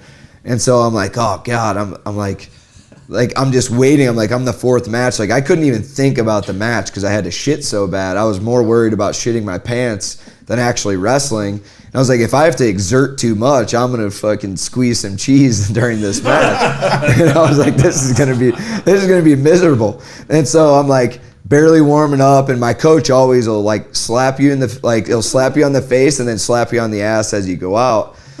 And I was like, I go up to him like, dude, don't slap me on the ass when I go out there because I'm gonna shit my pants. And he's like, what do you mean you're gonna shit your pants? I'm like, I don't know what happened after the weigh-in. I ate the same thing as normal, but it's literally like I'm gonna have butt piss in the middle of the mat if you slap me on the way out there. And he's like, shut up, fucker, get out there. Like he was one of those guys that just like call you a pussy for no reason. So I'm like, oh God, like I waddle out to the mat, go to the front or the head table, tell him my name, go in. I ended up wrestling this kid the entire match. Like it goes to like 30 seconds left and I finally get the tech fall, which is 15-point sudden victory or whatever. And so I'm like, literally I'm like on the verge the whole time. Like it probably took so long because I was afraid to exert like heavy energy. Cause like if I flex once, I'm gonna shit myself. So I literally like get my hand raised, run all the way in the back. My dad, because in high school, he was super involved. He's like coming and trying to find me in the locker room, and like right as my pants or my singlet comes down, I shit all over the back of the wall. Like I couldn't even make it on the toilet. Like, it was like I was like, if this would have happened on the mat, like this could have gone viral on social media. It looked like antifreeze. Oh yeah, it was literally blue shit, and I was like, it's unbelievable how. Like it didn't even digest at all. No. And usually like that blue Gatorade was like my go-to for every weigh-in. I would weigh in twice a week most of the time for matches or tournaments. But that one time was like, that was the time where he's like, all right, fucker, you messed around this week with your weight a little bit, I'm going to make you pay. And it just like, I couldn't even sit down. I shit everywhere. Like I just stood there and started wiping my ass to get out of the stall. And then my dad, he's walking in, he's like, what the fuck was that? And I was like, dude, I told him, I didn't tell him before because he would get more anxiety for the matches than we would. Yeah. And like, I was like, dude, that Gatorade gave me the shits this time. And he was like, that's weird. You drink that every time? I'm like, yeah, I don't know what it was, but something happened and I literally barely made my singlet down before I shit on the wall. And he's like my dad's a sick bastard. He's got some nasty shit stories too. But he was like, oh my God. He's like, it smells like somebody died in here. Like it was just the weirdest shit ever. But I was lucky enough to be able to hold it all the way through that match. Yeah. And then after that, I was afraid to drink Gatorade for a while. Like I would just sip on it after weigh-ins because I was like, dude, like I would wait like 30 minutes and then if I didn't feel that in my stomach, I'd be okay, Yeah, it was just like a freak thing that time, but it was nasty. In wrestling, did you ever oil check cats? Because I got oil checked before. oh, It was really it was on purpose, like during the match too. So the ref gave me a point for it, but it's like I just got fingered in the ass by this dude in front of this whole crowd of people. Like, you think a point really makes me feel better? I was like if there wasn't a singlet and underwear, this dude would have had shit on his fingers. Like, what is, like, a point doesn't do anything for me here. It'd be great if you just walked off the mat. Like, I quit. Yeah, I'd be like, dude. Yeah, I can handle a lot, but that was too much. Yeah, it just changed your whole mentality about life. You're like, wow, that was really strange. guys, YouTube oil check and you'll know what he's talking about. Just laughing because you're just like, the ref is like, damn, he got a finger in his eye. Hey, dude, let's call it even. I'll give you a Yeah, point. he's like, the We're least good. I can do is give you a point here. You kind of do flip the guy over by his butt cheeks, though, right? Yeah, but like the butt drag is like a move where it's like a go behind from that position. And some guys, like, I was always like grab like the back of the thigh and pull yourself around to the ankle. Like, there's guys that literally like right in your ass, like 4 fingers, like pulling your butt cheek around. I'm like, dude, I don't even do this in bed, and this dude's grabbing me all. Yeah, it's, some dudes don't care. Like, you'll see like still shots from guys wrestling, and it's just like, like holding the dude's ass crack. I'm You like, ever wrestle a guy who's pitching a tent? yeah, but it's usually because they're so shriveled from cutting weight that it's just like a button. It just sticks straight out. I'm not gonna mention. You're like, what the fuck is that? Yeah, I'm like, dude, this guy's gonna poke me in the eye if I fucking shoot a blast double on him. I can't name any names, but in college, I started dating my wife my senior year of college. So she was super new to wrestling at that point. She had no clue about anything. She would just sit there and watch while my dad's fucking swearing and elbowing everybody next to him. She like got to the point where she couldn't sit next to him, even now for my fights. But she like called this one kid Button because his dick looked like a button in the singlet. And I was like, dude, if I ever said that to this kid, he would feel man. like it would ruin his life. for Demoralizing. sure. Yeah, because like just to know that some dude's girlfriend was calling him Button because his dick looked hilarious. In He's his just singlet. a grower. Yeah, I'm sure. I'm sure he And makes up for it. he wasn't a little guy either. That's what's the best part is. So it was like, I was like, dude, that'd be so demoralizing. I can't let him know. I got to live with this burden instead of telling him till my last days on earth. He better not cross you or you're going to ruin his life. Exactly. If you have a son, do you think you're going to kind of train him the same way you trained your dad trained you? Or are you going to do that with your daughter at all, you think? Well, yesterday I got this question actually because I was helping my brother run that wrestling camp. But there's we don't have any like monetary affiliation, but there's a documentary about my family called Pinned. It's Pinned movie, and it was my senior year of high school, my brother's freshman year of high school. Just like the entire year, they documented everything, like going to feed the animals in the morning and then going to school and practice and in the car on the way to the gym after practice to lift and everything else. And in that movie, they interviewed me in our basement next to my other 3. Because it was before the state tournament. It was next to my 3 state titles. They're like, well, how have you been pushed by your dad? Would you want your kids to wrestle? And I was like, honestly, I wouldn't, because I wouldn't want to have to live through the stress again, like of my kids, like being stressed that they're not succeeding or they're not doing this or that.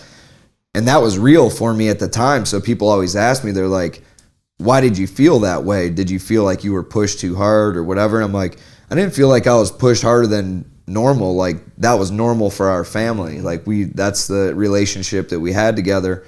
And I just don't feel like I would want to go through that same, like, my dad is a wreck every time I wrestled, every time I fight. Like, the dude's sweating bullets. Like, he's miserable. Like, I can't be around him before my matches or fights because he's like, gets me nervous. I'm like, dude, like, I've trained plenty for this fight. Like, if I lose, it's because I lose. It's not because I'm not ready. Yeah. So he's the type of guy who's so anxious all the time. It's like, I don't want to be like that when my kid competes.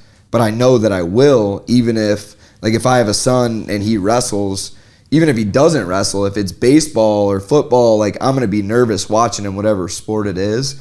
So I said no at that time, but if he's serious about wrestling or is interested in it, I'm 100% going to be with him. But I don't know, like, I'm afraid that I'm going to be like one of those psycho dads just because, like, that's how I was raised, and I know that's how, like, that worked for me. So I don't want to be like that towards my kid if that's what they choose. But I don't know. My wife thinks that I'd be the same way as my dad because we do have a lot of similar traits. But I try and take a lot of the good traits from my mom also. So I'm like a little balance of both. But my wife's like, you're going to be a psycho. Like, we take my daughter to this place called the Little Gym, and she doesn't even walk yet. She crawls around in there. I'm like, this is silly, but I do it to make her happy, I guess. And so we're going there. Like, I love taking her there. It's fun, but like, I don't know if she gets anything out of it besides interaction with other people, because it's like 12 to 18 months or whatever, kids in there. And like, the parents run around with the kids, like holding them, and like some kids walk on their own, but there's like the pommel horse and like the beam and stuff, and I walk her on it. And like, I'm like, dude, when she's able to actually do this for a sport, like, I'm going to be a psychopath. Yeah. And I'm like scared about that because I don't want to push her away from it. So maybe I'll be one of those dads who like doesn't talk at all, just go to practice, sit there and like hold it until after. But I don't want to be the dad who's like yelling in the car after, like, you didn't do this. So I might just let my wife take that role, unless like the kid comes to me and is like, hey, I want to do this or that, or they ask me a question, then 100%, yeah, like, let's do it. I'm in. But I don't want to be overbearing, but I don't want my kids to be pussies. It's a hard middle spot, though. I think since you're so aware, like, you're just so self-aware of what you don't want to do, that you're probably not going to end up that way. You'll catch yourself. I mean, again, I'm not a parent, but it just seems like you'll catch yourself. I think with other things, I catch myself too, and I'm like, nope, I already said I don't want to be that way. Like, but I know it's in my DNA, so I have to like be aware of it and conscious of it when it does happen. You have a fight planned out? April 28th with PFL. We don't have a location or opponents yet because I don't think I think after next week is when they release the actual roster. So I'm excited to get back in there. Last year didn't go my way as far as wins, but I'm excited to get back in there and compete again. And I'm in a good place mentally. So that was the hard part about last year. Aside from my daughter being born, there was a lot of negativity, and it was just hard to separate that from my career. So it's been a good a good time period in between that of like getting back to how I felt when I was training and enjoying it and just loving the sport more and not taking all this other outside stuff and bringing it to practice with me. So compartmentalizing to make things more enjoyable, I guess. Yeah, thank you so much for your time today. Great stories, and good to hear about your upbringing and all the different stuff you shared with us today. Thank you. Thanks for having me. I appreciate it. Andrew, take us on out of here, buddy. Absolutely. Thank you, everybody, for checking out today's episode. We sincerely appreciate it. Make sure you guys like today's episode and drop us a comment down below on anything that you found interesting. And if you're on the iTunes or the Spotify or whatever podcast platform you're on, don't be shy. Come over to YouTube, find the episode, and drop us a comment on what you guys thought about today's episode as well. Follow the podcast at Mark Bell's Power Project on Instagram, at MB Power Project on TikTok and Twitter. My Instagram and Twitter is at I am Andrew Z. Nsima, where you at? Like Andrew said, don't lurk around. Leave a fucking comment at Nsima Inyang on Instagram, YouTube, and Nsima Inyang on TikTok and Twitter. Lance, where can people find you? Lance Palmer on Instagram, Lance Palmer MMA on Facebook, and at Lance Palmer on Twitter. But don't leave me some weird comment on Twitter. I usually don't respond. And what about your landscaping business? What if somebody needs some of that? That's Primescapes Ohio on Instagram and Primescapes LLC on Facebook. Or you could just reach out to my page directly. But either way, we're getting down in the grass. I'm at Mark Smelly Bell. Strength is never weakness. Weakness is never strength. Catch you guys later.